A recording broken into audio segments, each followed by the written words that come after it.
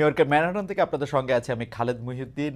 নানা ধরনের কথা, আলোচনা, ষড়যন্ত্র নানা প্রকাশ নানা জায়গায় ঘটছে। কেউ কোনো কিছুর ব্যাখ্যা নিচ্ছেন নানা রকম ভিন্ন ভিন্ন জায়গায় দাঁড়িয়ে। এই সময়ে আমরা কথা বলতে চাচ্ছি, আমাদের সঙ্গে আমরা পেয়েছি আজকে কবি ও তাত্ত্বিক জনাব ফরহাদ মাজারকে। জনাব ফরহাদ মাজার অনেক বিষয়ই আমাদের অনেক কিছু অনেক দিন ধরে শিখিয়ে আসছেন। তিনি আমাদের অনেকেরই শিক্ষক, আমাদের অনেকগুলো বিষয়ে পরিষ্কার করার ক্ষেত্রে এবং তার মতামত আমাদেরকে বিভিন্ন সময় আলো দেখিয়েছে, পথ দেখিয়েছে। আমরা জনাব ফরহাদ মাজার আপনাকে আমাদের অনুষ্ঠানে স্বাগত জানাই। আপনি আমাদেরকে সময় দিয়েছেন, সেজন্য আমরা আপনার প্রতি কৃতজ্ঞ। অনেক ধন্যবাদ খালেদ, অনেক ধন্যবাদ। হ্যাঁ, আপনি কেমন আছেন? আশা আমি করি ভালো আছেন সবাই। জি জি আমি ভালোই আছি। আমি ঠিক আছে। অনেকগুলি প্রশ্ন নিয়ে আজকে এসেছি আপনার কাছে ফরহাদ ভাই। আপনি আশা করব যে সর্বনাশ, জি। আপনি আপনি আপনি আমাদের একটু আলো দেখাবেন। আমি যে কথাগুলি আপনি আসলে বলে আসছেন, লিখে আসছেন আপনার ফেসবুকে, সেখান থেকে একটু শুরু করি। আপনি কি বর্তমানে যে সরকার রয়েছেন, অর্থাৎ ডক্টর মোহাম্মদ ইউনূসের নেতৃত্বে যে অন্তর্বর্তী সরকার, তাকে কি আপনি অবৈধ মনে করেন? না, সেটা আমি অবশ্যই অবৈধ মনে করি। আপনি যদি মনে করেন যে প্রেজেন্ট কনস্টিটিউশনের অধীনে তিনি শপথ যদি না দিতেন, তাহলে এটা বৈধ সরকার হতো। কারণ আপনার পলিটিক্যালি এবং লিগালি দুটোই, যে গণ অভ্যুত্থানই বৈধতার ভিত্তি, রাজনৈতিক এবং আইনি দুটোই। এবং আপনি যখন গণ অভ্যুত্থান করার পরে আপনি নিজে ক্ষমতা দখল করলেন না, আপনি এই শেখ হাসিনার ফ্যাসিস্ট সংবিধানের অধীনে শপথ গ্রহণ করলেন সে সংবিধান রক্ষা করবার জন্য, আপনি অবশ্যই অবৈধ। লিগালি তো ডেফিনেটলি কোনো প্রশ্ন আসে না। কিন্তু আপনি এখানে কন্ট্রাডিকশন, যেটাকে বলা হিস্টোরিক্যাল কন্ট্রাডিকশনটা হলো এই, যে গণ অভ্যুত্থানের স্পিরিটটা তো তাতে চলে যাচ্ছে না সমাজে, এটা তো রয়েছে। ফলে আপনি টিকে আছেন যেহেতু দুটো কারণে, যেহেতু গণঅভ্যুত্থানের স্পিরিটটা এখনো সমাজে রয়েছে, কারণ একটা ঘটনা ঘটে গিয়েছে। আর সেকেন্ডলি আপনি টিকে আছেন যেহেতু সেনাবাহিনী আপনাকে সমর্থন করছে। কিন্তু এটা কোনো লিগ্যাল ফাউন্ডেশন নেই। আপনি এই সরকারের আইনি বৈধতাটা কি, খুব সিম্পল বলেন আমাকে। যদি আপনি বুঝে বলতে পারেন, আমি গ্রহণ করব। আমাদের বিচারপতিরা আছেন, আমি গ্রহণ করব। বাংলাদেশে কোনো আইনি লোক থাকলে আমি গ্রহণ করব, সমস্যা তো নাই। আমি আমি যেটাকে দেখি আর কি বৈধতা হিসাবে, সেটা হচ্ছে যে 5 আগস্টের পরে 6 আগস্ট প্রধান বিচারপতির নেতৃত্বে অ্যাপিলেট ডিভিশনের বিচারকদের কাছে এটা জানতে চাওয়া হয়েছিল যে বিশেষ অবস্থায় প্রধানমন্ত্রীর কাজটা প্রধান উপদেষ্টা করতে পারে কিনা, প্রধান উপদেষ্টা তার মতো করে উপদেষ্টা মনোনীত করতে পারে কিনা। তো সুপ্রিম কোর্টে সেই 6 বিচারক, প্রধান বিচারপতি সহ আরো 6 বিচারক, তারা সাইন করে জানালেন যে এটা তারা পারে। এইটা কি না, বৈধতা হিসাবে, এইটা কি না, বৈধতা হতে পারে? আমি তো এটা দেখি নাই। তারা 106 অনুচ্ছেদ অনুযায়ী মত দিয়েছে, তারা জি শপথ গ্রহণ করতে পারে। জি কিন্তু বাংলাদেশের সংবিধানে আপনার এরকম উপদেষ্টা সরকার নামক কোনো বিধান নাই। ফলে বিচারপতিরা যদি গায়ের জোরে কাল্পনিক একটা যুক্তি দিয়ে যদি খাড়া করে, এটা তো হবে না। আপনাকে হয় পলিটিক্যাল, জনগণের অভিপ্রায়, যেটাকে আমরা গণসার্বভৌমত্ব বলি, যেটা আমাদের সংবিধানে রয়েছে, জনগণের অভিব্যক্তির পরম অভিপ্রায়, এটা আইনি এবং রাজনৈতিক উভয়ই। এটা আইনের ঊর্ধ্বে, কারণ জনগণই সার্বভৌম, ঠিক আছে তোকে। কিন্তু আমাদের কিন্তু বিচারপতিরা কিন্তু এটা করেনি। কোনো বিচারপতি বা কোনো রাজনৈতিক আপনার ব্যক্তি কিংবা কোনো আইন বিশেষজ্ঞ এটা নিয়ে আমার সঙ্গে কথা বলতে পারে। আমি যদি ভুলে আমি মেনে নেব। আমি সিম্পলি বলবো যে বাংলাদেশের সংবিধানে এরকম কোনো প্রকার উপদেষ্টা সরকারের বৈধতা নাই। না মানে প্রথম জাস্ট জানার জন্য ফরহাদ ভাই, এইটা কি ভূতাপক্ষ বৈধতা, মানে এখন পর্যন্ত যদি না, আমি দেখছি যে চিফ জাস্টিস যে 6-7 লাইন লিখছেন, সেই 6-7 লাইনের মধ্যে এরকমটা ছিল যে, আমি যা বুঝছি আর কি, যে প্রধানমন্ত্রীর কাজটা প্রধান উপদেষ্টা চালা নিতে পারবেন, তারা একটা সরকার গঠন করতে পারবেন, এটা আমি বুঝছি স্পিরিট থেকে। এখন এটা যদি সংবিধানে নাও থাকে, এটা ভূতাপেক্ষ বা রেট্রোস্পেক্টিভ, যেটা আমরা আগেও দেখছি সংবিধান সংশোধন করে এটাকে দেওয়া, এটা দিলে এটা চলবে না মানে? আমরা তো গত প্রথম দিন থেকে দীর্ঘকাল আমার যদি বইটি পড়েন, হ্যাঁ সংবিধান ও গণতন্ত্র, জি সেখানে বলা হয়েছে এই কাজটা অবৈধ। কেন অবৈধ? ভূতাপেক্ষা বলতে কিছু নাই খালেদ। আপনি 142 অনুচ্ছেদে আপনি কি করলেন, এই জন্য কিংস পার্টি হয়েছে। খেয়াল করেন আমাদের এখানে কিংস পার্টি কেন হয়েছে, জি যে আপনি ভূতাপেক্ষা এটাকে বৈধ করবেন। জি মানে আপনি ক্ষমতায় যাবেন, সামরিক অভ্যুত্থান করেছেন, এখন সামরিক অভ্যুত্থানকে বৈধতা দেওয়ার জন্য আপনি একটা কিংস পার্টি বানালেন, এবং আপনি টিজিএফআই মিলায়া আপনি আরেকটি ইলেকশন করলেন। সেখানে আপনি কি করলেন, 2/3 ভোট পেলেন, পেয়ে সেই আপনার ইয়েতে কি বলে পার্লামেন্টে আপনি এটাকে বানাইলেন, এটাকে বৈধ। প্রথমত এটার প্রবলেম আছে, কারণ আমাদের যে সাংবিধানিক বিতর্ক যেটা তথাকথিত সংশোধন নিয়ে কমিশন হয়েছে, কিন্তু একটা গুরুত্বপূর্ণ বিতর্ক হলো আদৌ এরকম গণতান্ত্রিক সংবিধানে 142 অনুচ্ছেদ থাকতে পারে কিনা। আপনি হয় ব্রিটিশ ব্রিটিশ আমি শেষ করে একটু খুব ইম্পর্টেন্ট খালেদ, আপনি হয় ব্রিটিশ নিয়ম অনুসরণ করেন, কোনো লিখিত সংবিধান রাখবেন না, অসুবিধা নেই। অথবা যদি লিখিত সংবিধান রাখেন তাহলে আপনি কিছুতেই কনস্টিটিউয়েন্ট অ্যাসেম্বলি বা গণপরিষদ এবং সরকার নির্বাচনের যে পরিষদ, যেমন জাতীয় সংসদ, এই দুটাকে আপনি একত্র করতে পারবেন না। কারণ তাহলে যে কোনো মুহূর্তে সামরিক সরকার, যে কোনো মুহূর্তে একটা ফ্যাসিস্ট সরকার জোর করে ক্ষমতা দখল করে ভূতাপেক্ষা নিজেকে বৈধ প্রমাণ করতে পারবে। এটা তো ভয়াবহ আইন। যদি আপনি এই বিচারপতিটা করে থাকে, সেই বিচারপতিকে আমি বলি অবিলম্বে তাকে আপনার উৎখাত করা উচিত। এরা তো এখানে ফ্যাসিস্ট শক্তিকে ক্ষমতা আনবার ব্যবস্থা করে দিয়েছে। আমি একটা ছোট কথা বলি আপনাকে, দিল্লি যদি আপনার এরকম আরেকটা সরকার বানায় দিয়ে ভূতাপেক্ষা তাকে বৈধ করে, তো আপনি কি মানবেন? এটা তো ননসেন্স। এইসব ননসেন্সগুলা এইসব উকিলরা এগুলো বলে। কারণ আপনার এই সরকারের মধ্যে কিছু কিছু উকিল ঢুকেছে, যে উকিলগুলো তারা উকিলি বুদ্ধি দ্বারা বাংলাদেশকে ধ্বংসের দিকে তারা নিয়ে চলে যাচ্ছে। এবং তারা কেন করেছে এটা তো আমি জানি। আমরা তো বাংলাদেশ থেকে এটা দেখতে পাচ্ছি ওদের ভূমিকাগুলো। কারণ আমরা যদি বাংলাদেশকে আজকে একটা দিল্লি লীলাক্ষেত্র আর মার্কিন যুক্তরাষ্ট্রের লীলাক্ষেত্র বানাতে চাই, তাহলে এদেরকে তো বিচার করতে হবে আগামী দিনে, কদিনের মধ্যে। একটা গণ অভ্যুত্থান ঘটেছে, আমরা সকলে মিলে আলোচনা করতে পারি এই গণ অভ্যুত্থানের পরে জনগণের জন্য সবচেয়ে ইতিবাচক দিকটা কি হতে পারে, আমরা সকলে আলোচনা করতে পারি। প্রত্যেক, সে বিএনপি বলুন কি জামাত বলুন কি, এমনকি আওয়ামী লীগের মধ্যে যারা রিয়েলি ইতিবাচক, দেশকে ভালোবাসে, যারা অনুশোচনা আছে, যারা একটা মনে করে যে গত 20 বছর কি 16 বছর এটা ঠিকমতো হয়নি, সকলকে মিলিত আমরা বাংলাদেশ বানাতে পারি। এই জন্য আমি শব্দটা ব্যবহার করছি গঠন। খেয়াল করেন, আমি তো আমার বইটা বেরিয়েছি 2023 সালে, গণ অভ্যুত্থান ও গঠন। তার আগে আমি ইনসাফ পার্টি, ইনসাফ কমিটি করেছি, করে বলেছি যে মানবাধিকারের দিক থেকে গণ অভ্যুত্থানটাই বাংলাদেশের জনগণ চায়। তো বিএনপি তো আমার কথা শুনে নাই। বিএনপি যখন শুনে নাই তখন ইয়াংরা এটা করেছে। তো বিএনপি, আমার তো কাজ লেখা। আপনি তো আমাকে একটাকে শিক্ষক বলেছেন, আমি তো শিক্ষকের ভূমিকা পালন করতে চাই। আমি তো বলতে চাই এটা করা দরকার, এটা করুন না, এটা করলে এটা, আমি তাই তো করে যাচ্ছি। বলুন, আমার তো সবচেয়ে ঝুঁকি নিয়ে আমি কথা বলে বলছি। আর সেই জায়গাতে আপনি যখন গণ অভ্যুত্থানকে নস্যাৎ করছেন সংবিধানের কথা বলে, আইনের কথা বলে, তো অবশ্যই এর জবাবদিহিতা ডক্টর ইউনূসকে দিতে হবে।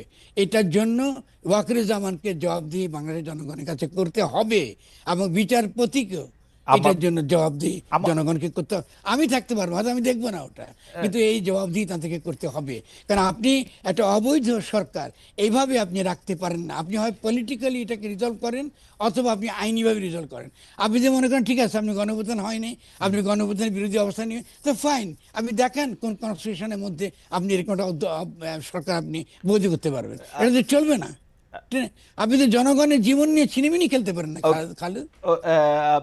ফরাদ ভাই, আমি আমি আমি কিন্তু আপনার যুক্তিটা বুঝতে পারছি, কিন্তু আমার কাছে যেই জায়গায় একটু আপনার কাছ থেকে একটু বুঝতে চাই সেইটা হলো যে আপনি বলতেছেন যে সংবিধানটা আমরা ফেলে দিতে পারি, আমরা আমরা আমরা অন্যভাবে শপথ নিতে পারি, যেহেতু গণ অভ্যুত্থানে আমরা একটা জন অভিপ্রায় বা গণ অভিপ্রায় আমরা জানছি, তো আমরা তো এটা ফালা দিতে পারি। কিন্তু আমার প্রশ্ন, আপনার গণ অভ্যুত্থানের পরে কিন্তু শপথ লাগে না। এটা খালেদ, এটা একটু আচ্ছা ঠিক আছে, শপথটা বাদ দিলাম, এটা আমার স্লিপ, এটা আমার স্লিপ। না আমি একটা অ্যাড করি আপনাকে, আমি বুঝতে পারছি আমি কি বলতে চাচ্ছেন। গণ অভ্যুত্থানের পরে যেটা লাগে সেটা একটা ঘোষণা, প্রোক্লেমেশন। ওকে, আপনি খেয়াল করেন, ছেলেরা প্রোক্লেমেশন দিতে চেয়েছে, তারপরেও তারা কিন্তু প্রোক্লেমেশন দিতে, তারা দ্বিতীয় অবৈধ কাজ করেছে। আরো খেয়াল করেন আপনি, কেন প্রোক্লেমেশন ইম্পর্টেন্ট। কোন প্রোক্লেমেশন, এটা একটা লিগ্যাল ফাউন্ডেশন। প্রোক্লেমেশনটাই সরকার কিন্তু বৈধ করে দিত, যে কি যুক্তিতে তারা এই গণঅভ্যুত্থানটা করেছে।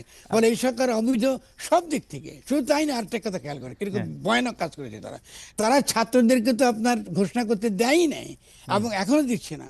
তারপর শুন, আমি এটা সত্য, একটা ছোট্ট কথা বলে আপনার দর্শক ভালো বুঝবে। বাপে তো ছেলের নামকরণ করে না, করে কি? না। তাহলে গণঅভ্যুত্থানের ফসল হয়েছে এই সরকার, তো এই সরকার কি করে আবার ঘোষণা দিবে? এটা হলো এই যে ননসেন্স কথাবার্তা তারা বলছে, আমরা একটা সকলে মিলা বৈশা একটা ঘোষণাপত্র বানাবো। আরে ভাই, এটা হয় না, হিস্ট্রি তো এরকম না। আপনি যেই ঘোষণা দেবে সেই ঘোষণা হিস্টোরিক্যালি যেটা দিবার ওটা দিতে হবে। তারপরেও কেন আপনি ছাত্রদেরকে ঘোষণা আপনি যদি দিতেন, আপনি একটা লিগ্যাল একটা আপনি ফাউন্ডেশন পাচ্ছেন। ছেলেরা তো এইটাই বলেছে যে আমাদের লিগ্যাল ফাউন্ডেশন দরকার, যে আমরা যে একটা ঘটনা ঘটলাম কদিন পরে যে আমাদেরকে আবার ধরে ফাঁসি দিয়ে ঝুলাবে না, তার গ্যারান্টি কি? আপনি কি মনে করছেন যে এই প্রক্লেমেশনটা হইলে একটা লিগ্যাল ফাউন্ডেশন পাবে এবং এটা একটা গ্যারান্টি পাবে? অবশ্যই, কোন একটা সরকার অবশ্যই। আইসা যদি এই প্রক্লেমেশন ফালায় দেয়? না, প্রক্লেমেশন ফালানো যায় না। সংবিধান, ফরহাদ ভাই, সংবিধান ফালাই দিল কতবার? 15-16 বার। আইনের ঊর্ধ্বে। 15-16 বার। না না না, আপনি যেটা 142 আপনার তো করছে। শেষ করে আপনি জি, উত্তর জি। দিচ্ছি।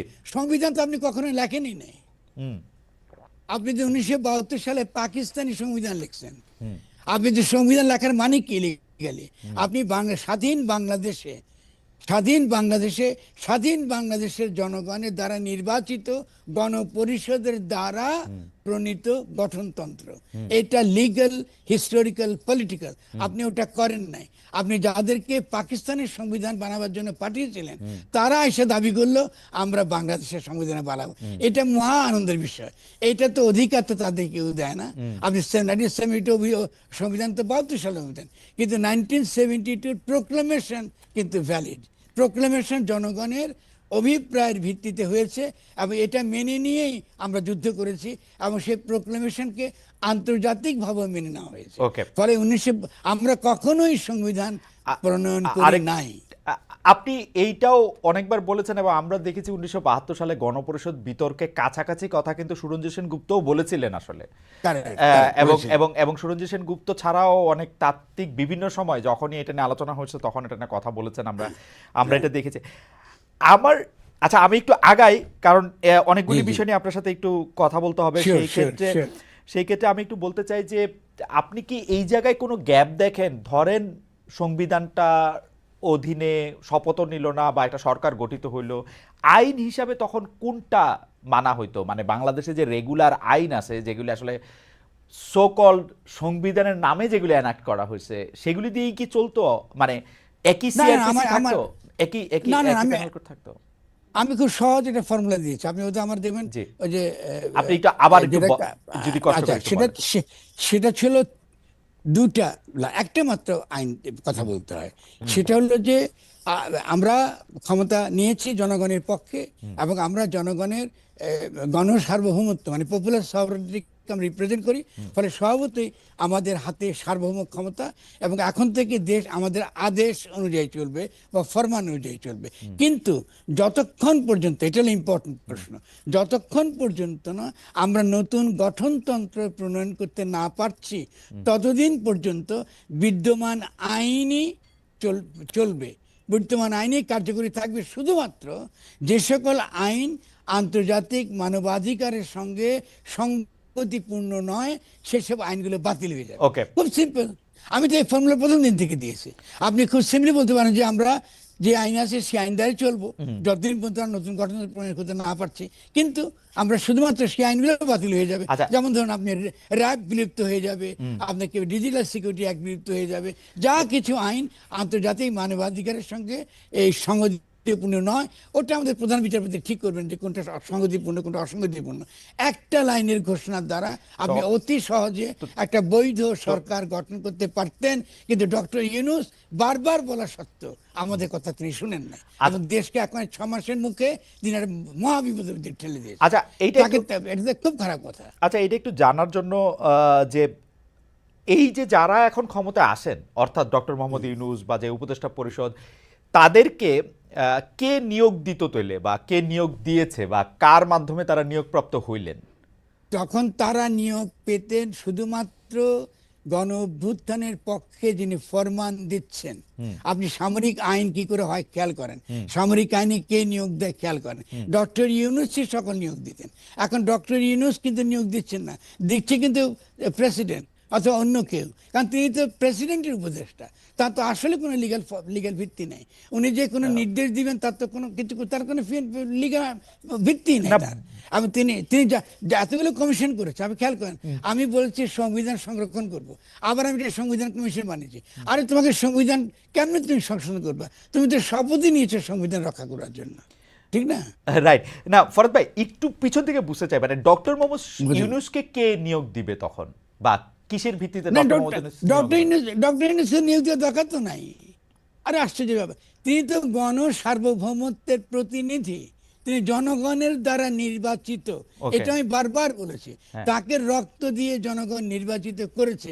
তিনি সকলের ঊর্ধ্বে, তিনি পপুলার সভারেন্টির প্রতীক, তিনি জনগণের প্রতীক, ওকে। তিনি সমস্ত জনগণের সভারেন পাওয়ারের প্রতীক। ফলে যতক্ষণ পর্যন্ত না নতুন গঠনতন্ত্র প্রণীত হচ্ছে ততক্ষণ পর্যন্ত না তিনি নিয়োগ দিবেন, তার আদেশে দেশ চলবে। আপনি এর আগে সামরিক সরকার কি করে চলেছে? আপনি সামরিক অভ্যুত্থান হলে আপনি চালাইতে পারেন, আর গণ অভ্যুত্থান চালাইতে পারবেন, এটা হলো নাকি? এগুলো তো ননসেন্স কথাবার্তা। এগুলো কারা বলছে? ওই যারা ইন্ডিয়ার দালাল, ওই যারা আপনার মার্কিন যুক্তরাষ্ট্রের পক্ষে কাজ করেছে, তারা এগুলো বুঝিয়েছে। আচ্ছা, আর তো কোনো কারণ নাই, আর কি যুক্তি? আচ্ছা ফরদ ভাই, জিনিসটা হইল যে আমি আরেকটা জায়গা থেকে বলি যে আপনি রাষ্ট্রের সার্বভৌমত্বের বদলে জনগণের সার্বভৌমত্ব প্রতিষ্ঠিত হোক সেটা চাইতেছেন, কিন্তু আমাদেরকে কি আপনি জনগণটাকে ডিফাইন করতে পারবেন যে জনগণটা আসলে কে? আমি আরেকটু ইলাবোরেট করি। ধরেন আপনি বললেন যে ডক্টর মোহাম্মদ ইউনূস হচ্ছে জনগণের সার্বভৌমত্বের বা জনগণের অভিপ্রায়ের প্রতীক।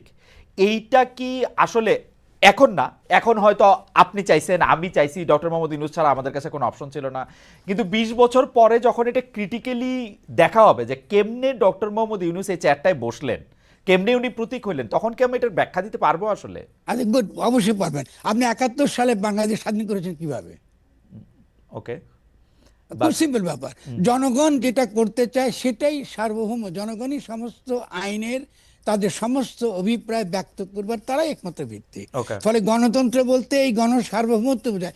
খালেদ, আমি বারবার শব্দটা খেয়াল করছি না, এটা মনোযোগ দিয়ে শুনেন, শব্দটা গণ সার্বভৌমত্ব। ওকে।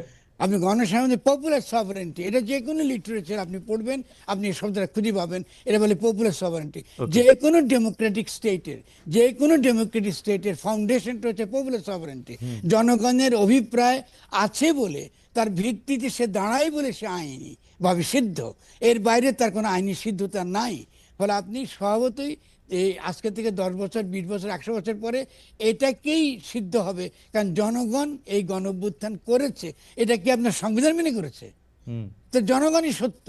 ফলে এই সত্য জনগণই একটা সত্য প্রতিষ্ঠা করেছে যে তারা একটা নতুন ধরনের রাষ্ট্র চায়, নতুনভাবে নিজেদের গঠন করতে চায়, নতুন গঠনতন্ত্র চায়। এটা অবশ্যই আপনার যেমন আইনিভাবে,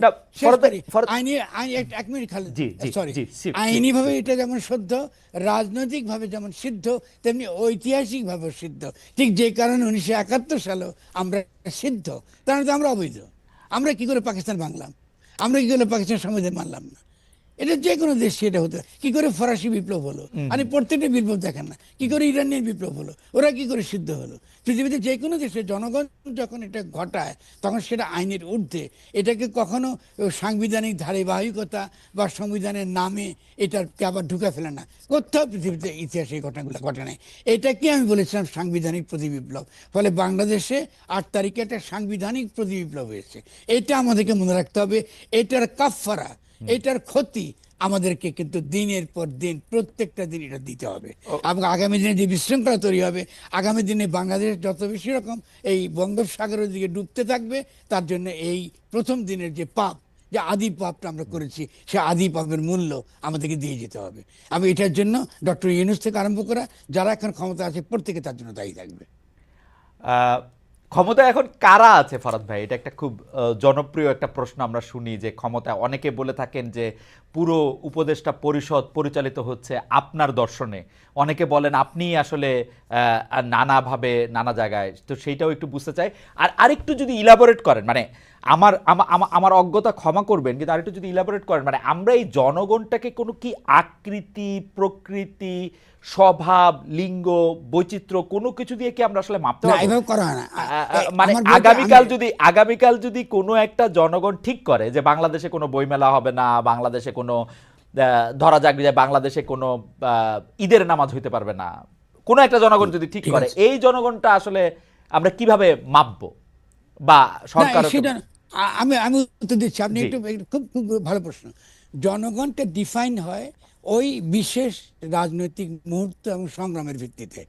সেটা হলো আমরা লড়াই করেছি, জনগণ মানে অ্যাবস্ট্রাক্ট জনগণ না, যেটা আপনি বলতে চাইছেন। আমি প্রশ্নটা বুঝতে পেরেছি।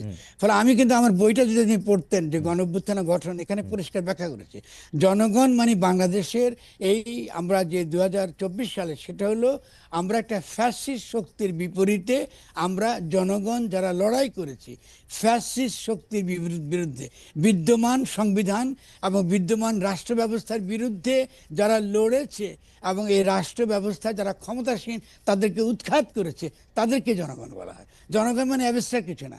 ফলে নতুন যে গঠনতন্ত্র, নতুন যে অর্ডার, পুরনো ব্যবস্থা বা পুরনো অর্ডার ভেঙে গিয়েছে এবং নতুন অর্ডার তৈরি হবার বাস্তবতা তৈরি হচ্ছে। সেই নতুন অর্ডার তৈরি হবার বাস্তবতাকে যারা পূর্ণাঙ্গ রূপ দেয় তারাই হচ্ছে জনগণ। ফলে আপনি গণ অভ্যুত্থান ইটসেলফ লেজিটিমেট, ইটসেলফ একই সঙ্গে এটা রাজনৈতিকভাবে লেজিটিমেট, আইনিভাবে, বারবার আমি এই কথা জোর দিচ্ছি খুব ইম্পর্টেন্ট বোঝার জন্য। ফলে জনগণ হলো ওই যে 5ই আগস্টে আমরা যারা গণ অভ্যুত্থান করেছি এটা তারাই করবে। এখন তারপরে আপনি কি বলতে পারেন, তাহলে তো অন্যদের সমর্থন নাও করতে পারে, ভেরি গুড। সেই জন্য তাদের উচিত হবে যখনই তারা নতুন গঠনতন্ত্র প্রণয়ন করবে তারা কোনো কমিশন করবে না, তারা ইমিডিয়েটলি একটা গঠনতন্ত্র প্রণয়ন প্রক্রিয়ার মধ্যে তারা কি করে যুক্ত হবে। এটাকে বলা হয় কনস্টিটিউটিভ কাউন্সিলস, মানে বিভিন্ন জায়গায় তারা সরাসরি জনগণের সঙ্গে কথা বলবে এবং জনগণকে বলবে যে তোমরা আসলে কি ধরনের বাংলাদেশ চাও। তোমরা একটা গণ অভ্যুত্থান করেছো, যে পুরনো যে অর্ডার, পুরনো যে ব্যবস্থা, পুরনো যে সংবিধান এটা বাতিল হয়ে গিয়েছে, এখন তোমাদের অভিপ্রায় কি, কি ধরনের নতুন সংবিধান তোমরা চাও। ফলে আপনাকে অবশ্যই জনগণের কাছে যেতে হবে, সেটা উপজেলা পর্যায়ে, গ্রাম পর্যায় থেকে শুরু করে জেলা পর্যায়ে। আপনি জনগণ, এমনকি খালিদ মহিউদ্দিন, তার কথা শুনতে হবে, কারণ তার অভিপ্রায় জনগণের অন্তর্গত। মানে মোটামুটি ভাবে কি 17 কোটির কথাই শুনতে হবে, না কোনো রিপ্রেজেন্টেশন থেকে? না, এটা এটা এটা প্রক্রিয়া, আচ্ছা, প্রক্রিয়া মানে কি, আমি আপনি কথা বলবেন, কথা বলে শুনবেন এবং তাদের প্রতিনিধি মাধ্যমে শুনতে পারেন, সরাসরি শুনতে পারেন। এটার অনেক পদ্ধতি আছে। একটা হলো যে সমাজে এই নতুন গঠনতন্ত্র সম্পর্কিত বুদ্ধিবৃত্তিক আলাপ আলোচনা চলছে, সেখানে তো আপনি জনগণের অভিপ্রায় দেখতে পারেন। আপনি বিভিন্ন রকম আপনাদের টেলিভিশন শোতে আলোচনা চলছে, সেখান থেকে আপনি গঠনতান্ত্রিক প্রক্রিয়া বুঝতে পারবেন। কিন্তু যারা প্রান্তিক, যাদের কণ্ঠস্বর শোনা যায় না, যাদের কথা আমরা সাধারণত শুনি না, গ্রামের মানুষ, এদের কথা শোনার জন্য আপনাকে এক্সট্রা এফোর্টস নিতে হবে। এই জন্য আমি উপজেলার কথাটা বললাম। আপনি উপজেলার পর যদি বলেন যে তোমরা আজকে থেকে আমরা সংবিধান গঠন নিয়ে আলোচনা করব, তোমরা যারা যারা কথা বলতে আসো আমাদের উপজেলা টাউন হলে, আমরা তোমার সাথে কথা বলবো। এটা তো যে কোনো দেশ, আপনি মার্কিন হিস্ট্রি দেখেন, আপনি ফরাসি হিস্ট্রি দেখেন, যে কোনো দেশ দেখেন, এটাই করে। আপনি এটা তখনই জনগণের অভিপ্রায়টা তখন এই প্রক্রিয়ার মধ্য দিয়ে এটা দানা বাঁধে। তখন আমাদের কাজ কি, জনগণের এই ধরনের বক্তব্য শোনার পরে তাকে একটা সাংবিধানিক একটা রূপ দেওয়া। আমি একটা ছোট্ট উদাহরণ দিলে আপনাকে, তাতে আপনার দর্শকরা বুঝবে। আমি একটা স্কুলে যখন বক্তৃতা দিচ্ছিলাম, তখন বাচ্চারা ছিল, স্কুলের বাচ্চারা, বিশেষ করে মেয়েরা ছিল। তখন মেয়েরা বলছে যে ভাইয়া, আমি তো গণ অভিপ্রায় কি বুঝতেছি না। অভিপ্রায় মানে ইচ্ছা, তো আমাদের ইচ্ছা কেমন সংগঠনে ব্যক্ত হবে। তো আমি তাকে বলছিলাম, একটা ছোট্ট কথা বলো আমাকে, তুমি কি বড়ই আচার খেতে পছন্দ করো? হ্যাঁ করি। তুমি কি কুলের আচার, জলপাইয়ের আচার পছন্দ করো? হ্যাঁ করি। তেঁতুলের আচার? হ্যাঁ করি। তো এটাই কিন্তু অভিপ্রায়, তোমার ইচ্ছাটা অভিপ্রায়। তো এটা কি করে সংবিধানে আনবেন আপনি? খুব সিম্পল। তাকে নেক্সট প্রশ্ন করলাম, তোমার এলাকায় কোনো তেঁতুলের গাছ, কিন্তু বড়ই গাছ কি এরকম কোনো জলপাইয়ের গাছ আছে? সে বলছে যে নাই। আপনি অটোমেটিক্যালি আপনি যে গঠনতন্ত্রে যে আইনটা থাকবে সেটা প্রাণ প্রকৃতি বিনাশ করে এমন কোনো আইন বা নীতি রাষ্ট্র প্রণয়ন করতে পারবে না। এই হলো আইনি ভাষা। আর অভিপ্রায়টা হলো ওই বাচ্চাটা যেটা বলছে, আমি তো বড়ের আচার পছন্দ করি, তেঁতুল আচার পছন্দ করি, এটার অভিপ্রায়টা, সে তার ভাষাটাকে আপনি ট্রান্সলেট করলেন ইন্টু লিগাল আপনার আইন। আমি কথা বুঝতে পারছেন, জনগণের অভিপ্রায়কে ট্রান্সলেট করা খুব সহজ কাজ। এটা পৃথিবীতে বহু দেশ হয়েছে, সারাক্ষণই হচ্ছে। আচ্ছা, অ্যাবসলিউটলি। আপনি প্রক্রিয়ার কথা বলছিলেন, আপনি কি চাচ্ছেন যে এই প্রক্রিয়াটা কোন একটা টাইম ফ্রেমের মধ্যে ধরা যাক 3 মাস 4 মাস বা 5 মাসের মধ্যে এটা হয়ে যাক, নাকি এই প্রক্রিয়াটা একটা শিক্ষণের মধ্যে চলতে থাকুক 10-12 বছর 15 না না বছর না, পর্যন্ত? এটা তো অবশ্যই না। আপনি ডেফিনেটলি ধরুন আজকে যদি আপনি এটা যদি বোঝাতে পারেন পলিটিক্যাল পার্টিগুলোকে, সকলকে মিলিয়ে এটা করতে পারতেন, তাহলে কিন্তু আপনি 1 বছরের মধ্যে কি 2 বছর, ম্যাক্সিমাম 2 বছর এটা হয়ে যেতে পারতেন। কারণ আমার আরেকটা প্রস্তাব ছিল, আমি বলি খালেদা খুব ইম্পর্টেন্ট, আমি কি কথা বলেছি, আমি ধরেন বিএনপি বলুন কি জামাত ইসলামী বলুন, সকলের সঙ্গে কথা বলেছি।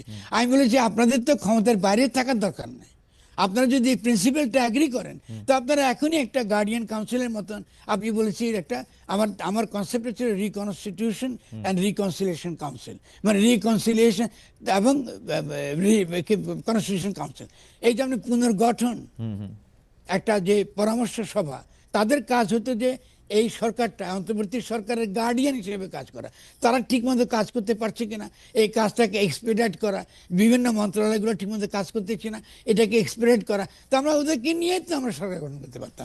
এবং এটাই তো শেষ করি, সে প্লিজ ইম্পর্টেন্ট, খুব ইম্পর্টেন্ট, এইটাই তো ছেলেরা বিএনপিকে প্রথম প্রস্তাব দিয়েছে জাতীয় সরকারে, তো বিএনপি তো এটা মানে নেই। তো আপনি তো বিএনপি তো দেশকে গৃহযুদ্ধেরকে নিয়ে যাচ্ছে, তারা এটাও মানবে না ওটাও মানবে না, আমরা ক্ষমতা দাও, নির্বাচন দাও, আমরা আবার লুট করবো 15 বছর, এটা তো হবে না রে ভাই। আর তুমি তো একটা তো কনস্ট্রাকটিভ কাজ, তুমি আসো না, তোমাকে বাদ দিয়ে তো কেউ ভাবছে না, আমরা তো কেউ ভাবছে না। এখন এই যে আপনি যে কথা বলছেন ফোরাম বিএনপিকে বাদ দিয়ে, ননসেন্স। আমি সবসময় বিএনপির পক্ষে ছিলাম, বিএনপিকে চেয়েছি একটা ইন্টিগ্রেট হয়ে থাকুক, বাংলাদেশে একটা গঠনতান্ত্রিক প্রক্রিয়া তারা অংশগ্রহণ করুক। ভাই কখন তারা গণতান্ত্রিক প্রক্রিয়া অংশগ্রহণ করেছে? তারা সবসময় আমাদের এখানে নির্বাচন তো আমরা ক্ষমতা যাই, আপনি দেখেছেন তাদের কোনো প্রস্তাবনা আছে? আপনি অন্য কোথায় বাদ দেন, আপনি তারাও তো একটা গঠনতান্ত্রিক প্রস্তাবনা দিতে পারে, এটা তো রাজনৈতিক দল, সে নিজের তো বলতে না আমি এরকম বাংলাদেশ চাই, কই সে নিজে তো বলতে পারে আমি এরকম উন্নয়ন চাই। বিএনপি 31 দফার একটা প্রস্তাবের কথা খুব বলে যে তারা এটার মধ্যে তো অনেক কিছুর কথা বলছে।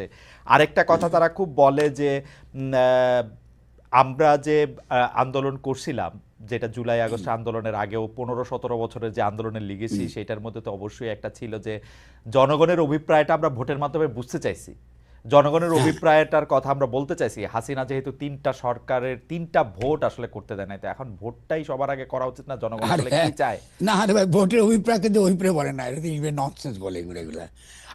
আমরা যে অভিপ্রায় কথা, রাষ্ট্র গঠনের অভিপ্রায়টা সম্পূর্ণ ভিন্ন রকম। আর তাদের যে দফা দেখেছি, সে দফার আমি তো 7 কিস্তির সমালোচনা লিখেছি, এটা আমার চিন্তা পত্রিকায় রয়েছে। তারা তো একটা উত্তর দেয় না, তারা কোনো সামাজিক বিতর্কে অংশগ্রহণ করে না।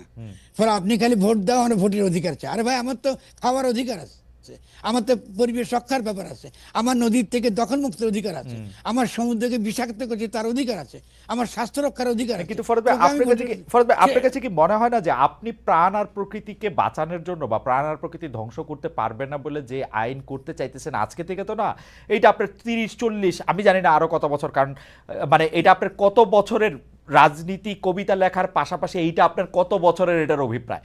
কিন্তু না এটা যদি শুনেন, আপনি যেটা বলছেন এটা তো আমার ব্যক্তিগত অভিপ্রায় না, এটা তো বাংলাদেশ, আমি বলি শেষ, আমি একটা উদাহরণ দিচ্ছি।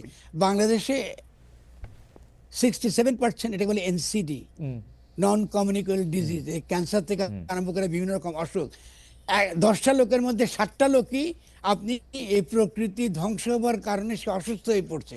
তো এটা কি খালি অভিপ্রায় প্রশ্ন? আপনি লোককে সুস্থ রাখা মানুষ তো ফরদ ভাই, মানুষ তো আপনার সাথে কথা বলে হতে চায়, মানুষ তো আত্মবিধ্বংসী সবসময়, মানুষ যে প্রাণ প্রকৃতির, মানুষ তো আত্মবিধ্বংসী। খালি এখন আপনি সফিস্টিক হচ্ছেন, আমি কিন্তু আইনি থাকতে চাইছিলাম। আচ্ছা, আমি সফিস্টিক আগাইতে পারবো না। আমরা বলছি যে মানুষ আত্মবিধ্বংসী, তাহলে তো আমরা কোনো কিছু আমরা এই শো করে এখন দরকার নেই, আত্মবিধ্বংসী ধ্বংস হতে দেন। কথা হচ্ছে আপনি যদি মনে করি যে আমাদেরকে এই পৃথিবীতে ভালোভাবে বেঁচে থাকতে হবে, এবং সেক্ষেত্রে রাষ্ট্র একটা গুরুত্বপূর্ণ ইনস্টিটিউশন, এটা গড়ে তুলতে হবে যেন জনগোষ্ঠীকে আমি রক্ষা করতে পারেন। আমি শুধু তাই না, আমার ইকোনমিক ডেভেলপমেন্ট প্রশ্ন আছে। আপনি কি নিউ লিবারাল ইকোনমিক পলিসি রাখবেন, নাকি আপনি এমন একটা ইকোনমিক পলিসি চান যাতে আপনি খুব দ্রুত বেগে টেকনোলজি ট্রান্সফার চাইবেন, আপনি বিনিয়োগ হবে আর বিনিয়োগ বাড়বে, আপনিও চীনের মতন 10 বছরে 20 বছর একই রকম শক্তিশালী জায়গায় দাঁড়াতে পারেন। এটা তো অভিপ্রায়ের অংশ। এটা আমার শুধুমাত্র ওই ছেলে যে বাচ্চা বড়ই খায় এটা তা তো না, বাংলাদেশে যে ব্যবসা করে তার তো ফরদ ভাই এইটা নিয়ে আসলে আমরা একটা লম্বা আলাপ করতেই পারি। আপনি আবার চীনের উদাহরণটা দিচ্ছেন বলে এটার মধ্যে আলোচনাটা আরেকটু এরকম হয়েছে, প্রাণ প্রকৃতি, বীজ, এগুলি নিয়ে যে আপনার কাজ, সেগুলি নিয়ে আসলে। কিন্তু আমার আমি শুধু এই কথাটা বলে রাখি ফরহাদ ভাই, এটা আমার প্রশ্ন না যে এটা আপনি উপর থেকে বলবেন বা আপনি আমাদের যেহেতু শিক্ষক আপনি এটা বলবেন আর বাকি সবাই, এটা একটু টপ ডাউন হয়ে যাবে কিনা বুদ্ধিটা, না নাকি না না, নাকি আমি তো নিচের এই যে থেকে? আমি আমি একটু আগে যেটা বললাম আপনি উল্টো জি কথা বলতেছেন। জি একটু আগে বলে এটা জনগণের কাছেই তো আপনাকে বলতে হবে। আমি তো বলি না আপনি আমার কথা শুনতে হবে, আমি না- তো একবার এটা কিন্তু বলি নাই। শুনবো, আমি আগামী 20 বছর ধরে শুনবো, আপনি যে না না এখনই না শুনতে বলতেছেন। না, ঠিক না। না, আপনি জনগণকে জিজ্ঞেস করেন না। আপনি যদি জনগণের মতটা যদি আমি যদি জনগণের মত প্রভাবিত করতে পারি তো হ্যাঁ, আপনি শুনবেন না কেন? এটা শুনবো খুব সিম্পল ব্যাপার। শুনবো, কিন্তু আমি আমি ভোটটা দেই, নির্বাচন করি, না না, পদে আসি, তারপরে শুনি। আমি তো ভোটের কথা তো বলি না, আপনাকে আমি পদে দেবো কেন? হ্যাঁ, আমি তো ব্যক্তিকে দিতে চাইছি না, আমি কেন আমি তাকে পদে দেবো? আপনি নির্বাচন করতে চান, দেখুন ছাত্ররা তাহলে কি বলছে, ছাত্ররা কম্প্রোমাইজ ফর্মুলা দিয়েছে, তো বাস নির্বাচন করেন। তাহলে আগে গণপরিষদ নির্বাচন করেন, যে গঠনতন্ত্র প্রণয়ন করবে। আমরা আসেন এই প্রক্রিয়ার মধ্যে যাই। আপনি খালি সরকার নির্বাচন চান কেন? সরকার কারণ নির্বাচন চাওয়া মানে কারণ শেষ আমি তো করি। এই সরকার আর দেখতে চাই না, আমার তো এই সরকারের না না ব্যর্থ ভাই, মনে হচ্ছে নানা আপনি দিকে। এই ফ্যাসিস্ট না ব্যর্থ মনে আপনি বললে তো হবে না। হ্যাঁ, এই সরকার যে বিএনপি যে একটা মহা ফেরেস্তা তা তো না। আপনি তো আপনি একটা ডেভিলকে আপনি সরিয়ে দিয়েছেন, আরেকজন যদি ডেভিলের মতো আচরণ করে আপনি তো তার সঙ্গে তো কথা আমি বলতে তারে হবে বেনিফিট অফ ডাউট আপনাকে। দিব, সে তো ডেভিল না, হয় নাই 15-17 বছরে। আ- আপনি জনগণকে তো দিচ্ছেন না কেন সে সুযোগ? আমরা তো গণ অভ্যুত্থানটা করেছি, শব্দটা গণ অভ্যুত্থান, শব্দটা দলীয় অভ্যুত্থান না, এটা সামরিক অভ্যুত্থান না, জনগণ অভ্যুত্থান করেছে। আবার আপনি এখন বলতেছেন যে আপনার খালি ভোট দিতে হবে। আরে ভাই, আমি জনগণ যদি গণ অভ্যুত্থান করে তার অভিপ্রায় আপনাকে শুনতেই হবে। কিন্তু আমি সেই জনগণের কিন্তু সেই জনগণ আমি কিন্তু আমি বলি ফরহাদ ভাই, খালি শেষ আমিও করে তো আমিও তো জনগণ, আমার তো এই সরকারের পছন্দ হইতেছে না, আমি কি করব? একটা উপদেষ্টারও পছন্দ হচ্ছে না, ডক্টর আমি মোহাম্মদ ইউনূসের পছন্দ হচ্ছে না, আমি কি করব? খুব ভালো, খুব ভালো। আমি বলবো যে সেক্ষেত্রে আপনি বিভ্রান্ত কেন? কারণ আপনি রাষ্ট্র এবং সরকারের পার্থক্য বুঝেন না। আচ্ছা, আমি বরং বিস্মিত হব। আমাদের খালেদের মতো একটা ইন্টেলিজেন্ট ছেলে এত বড় হয়েছে, বিদেশে থাকছে, এখন রাষ্ট্র এবং সরকারের পার্থক্য বুঝে না। এটা কি হতে পারে বলুন? আমি আলোচনা করছি রাষ্ট্র গঠন নিয়ে, আপনি বলতেছেন সরকার নিয়ে। আচ্ছা, রাষ্ট্র এবং সরকার তো এক না। গণ অভ্যুত্থানের পরে যে জিনিসটা ফোকাসে থাকে সরকার না, রাষ্ট্র ওকে, আগে গঠন করতে হয়। রাষ্ট্র আমি সে কথা সহজ করে বলি আমার দর্শকদের জন্য। জি, বাড়ি নাই আপনার, সেখানে বাস করার কথা বলতে কোনো অর্থহীন কথা। এটা তো প্রলাপের মতো শোনায়। আপনি বাড়িটা আগে বানান, তারপরে আপনি সরকার নির্বাচন করেন। বাড়ি বানানোটাকেই বলে গঠনতন্ত্র। এই জন্য শব্দটা গঠন। ঠিক আছে, কথা বুঝতে পারছেন? এটা খালি সিম্পল সংবিধান না। আমরা সংবিধান সংবিধান করি বলে এই সমস্যা তৈরি হয়। আমি বারবার সেটা, আমার বইয়ের নাম হচ্ছে গণ অভ্যুত্থান এবং গঠন। বাড়িটা বানান রে ভাই, আগে বাড়িটা ঠিক করেন। বিএনপি কিন্তু বলতেছি বাড়িটা বানান, যদি বানাইতে না জানেন তাহলে দয়া করে আমাদেরকে বাধা দেন না। বা আমরা বানাই, আবার নির্বাচন হবে, আপনি নির্বাচন অংশগ্রহণ করবেন। কেউ তো একবারে বলে না যে আমরা নির্বাচন বিরোধী, আমি তো নির্বাচনের পক্ষে। তো নির্বাচনটা গণপরিষদ করেন, আপনি সরকার নির্বাচন কেন চান? বাড়ি বানাবার নির্বাচন করেন, আপনি সরকার নির্বাচন কেন চাইতেছেন? তাহলে এখানে হলে বিএনপির সঙ্গে জনগণের বিরোধ, এবং এই বিরোধটা বাড়বে। কারণ বিএনপির যে ভূমিকা, এটা বাংলাদেশে গৃহযুদ্ধ লাগাবে। বাংলাদেশের আগামী গৃহযুদ্ধ যদি লাগে, এটার জন্য বিএনপি 100 ভাগ তার জন্য দায়ী। না, আপনি রাষ্ট্র ও সরকারের পার্থক্য আপনি একদম যথাযথ বলেছেন। রাষ্ট্র এবং সরকারের পার্থক্য আমি মানে অনুধাবন করতে পারতেছি এখন যে আপনি আসলে কি না না, এইটাতে এই না পার্থক্য তো সিরিয়াস খালেদ। না না একটা না না, sorry, আমি আমি আমি বারবার- আমি বুঝতে পারতেছি, কিন্তু আসলে আপনি না, বাড়ি আমি বানানোর উদাহরণটা দেওয়াতে আমার জন্য সুবিধা হয়েছে যে আপনি বাড়ি আমি এবং আমি আরেকটা বসবাস। আমি আপনাকে অ্যাড জি করি, আরো গুরুত্বপূর্ণ বলি জি আপনাকে। এই যে পুলিশ যে গুলি করে, এই গুলি করে পুলিশের কাছে কিন্তু রাষ্ট্র এবং সরকারের পার্থক্য কিন্তু পরিষ্কার না। কারণ পুলিশ তো রাষ্ট্রের কর্মচারী, সরকারের কর্মচারী না। খেয়াল করেন, কিন্তু এটা কিন্তু আমাদের সমাজে রয়ে গেছে। আপনি সেনাবাহিনী রাষ্ট্রের কর্মচারী, সরকারের কর্মচারী না। মানলাম। আপনি আজকে বিজেপিকে আপনি রাখতেছেন কৃষির বিরুদ্ধে, ওই যে আপনি কি হলে স্বরাষ্ট্র মন্ত্রণালয়ের অধীনে, আপনি র্যাবকে স্বরাষ্ট্র মন্ত্রণালয়ের অধীনে, এবং সে সরকারের অধীনে। মানে সরকার ইচ্ছা করলে গুমঘর বানাতে পারে, সরকার ইচ্ছা করলে আয়নাঘর বানায়। এটাকে বন্ধ করবার একমাত্র পথ হচ্ছে রাষ্ট্র এবং সরকারের পার্থক্য জনগণকে পরিষ্কার করে বোঝানো। জনগণ যে রাষ্ট্রটা বানায় দিবে, সেই রাষ্ট্রে একটা সরকার লাগবে। আপনি যখন বাড়িতে যখন থাকেন, আলে বাড়িতে খাওয়া দাওয়ার ক্ষেত্রে হয় আপনি দায়িত্ব নেন, আপনার স্ত্রী দায়িত্ব কিন্তু নেন, আপনি তো তাহলে সেটা হলো সরকার। আপনি তো কিন্তু বিয়া তো করছে, শেষ করি খালেদ, হ্যাঁ। বিয়া তো আপনাকে আগে করতে হয়েছে, সংসারটা তো বাঁধতে হয়েছে না। আপনাকে, আমাদের বাইরে বানাতে হয়েছে। আপনি বিয়া করলেন না, সংসার করলেন না, আপনি কি কিনবেন, কেমনে খাবেন, এর কোনো পরিকল্পনা করলেন না। আপনি খালি বলতেছেন যে সরকার সরকার, এটা তো হয় না। আগে পরিবারটা বানান, তারপর আপনি পরিবার কি করে পরিচালনা করবেন এটা ঠিক করবেন। ফলে ঠিক রাষ্ট্রও তাই। ওকে, আমি রাষ্ট্র এবং সরকারের জায়গায় আমি একটু দর্শকদের কাছে জানতে চেয়েছিলাম, আপনি আসবেন, যে কবি ও তাত্ত্বিক ফরহাদ মজহার মনে করেন 21শে বইমেলায় তৌহিদি জনতার ক্ষোভ বিক্ষোভ ন্যায়সঙ্গত, তা মব জাস্টিস নয়, এই অবস্থান সমর্থন করেন কিনা? শতকরা 61 ভাগ আপনাকে সমর্থন করেছেন, তারা বলেছেন যে হ্যাঁ এটি সমর্থনযোগ্য। শতকরা 39 ভাগ আপনাকে সমর্থন করেন নাই, তারা বলছেন যে এটি সমর্থনযোগ্য না। 42,000 দর্শক এখানে ভোট দিয়েছেন। আমি আমি আসলে আপনার সঙ্গে কথা শোনা তো খুবই ইন্টারেস্টিং, সেজন্য মানে টাইমটাও একটু ম্যানেজ করার জন্য আমি একটু বলি যে সবচেয়ে জনপ্রিয় প্রশ্ন এখন এরকম যে আপনি আসলে যেটাকে মানে জনগণের ক্ষোভ বলছেন 21শে বইমেলার ক্ষেত্রে, একইভাবে আপনি যখন বিভিন্ন জায়গায় গরিব মানুষদের মাজার ভাঙা হচ্ছিল, আপনি বলছিলেন যে এখানে বড় বড় ক্লাবে 5 স্টার হোটেলে যখন গাঁজা মদ খাওয়া হচ্ছে তখন তা ভাঙার কারো সাহস থাকছে না। ওইটাকে আপনি বলছেন যে তারা মোসাদের সহযোগী বা রয়ের সহযোগী বা তাদের টাকা থেকে তারা আসছে। বইমেলাটা আবার আপনি বলতেছেন যে সেটা জনগণের ক্ষোভ। আপনি এভাবে আলাদা কিভাবে করতেছেন? মানে মানে আলাদা করছি, জি হ্যাঁ করছি আমি, খুব সিম্পল, খুব ভালো প্রশ্ন ওটা। জি আলাদা করছি কারণ বইমেলায় তারা প্রতিবাদ করতে গিয়েছে একজন লেখিকা, যিনি আসলে লেখিকার স্বাধীনতা আকারে বই করেন না, কারণ তিনি সুস্পষ্টভাবে এই বাংলাদেশের জনগণের স্বার্থের বিরুদ্ধে, এবং তিনি দিল্লির স্বার্থ তিনি রক্ষা করেন। ফলে এই ক্ষোভটা তো জেনুইন ক্ষোভ, কারণ আমরা তো এই মুহূর্তে আমাদের সবচেয়ে প্রধান শত্রু আকারে আনফর্চুনেটলি দিল্লি হাজির হয়েছে, ভারত হাজির হয়েছে।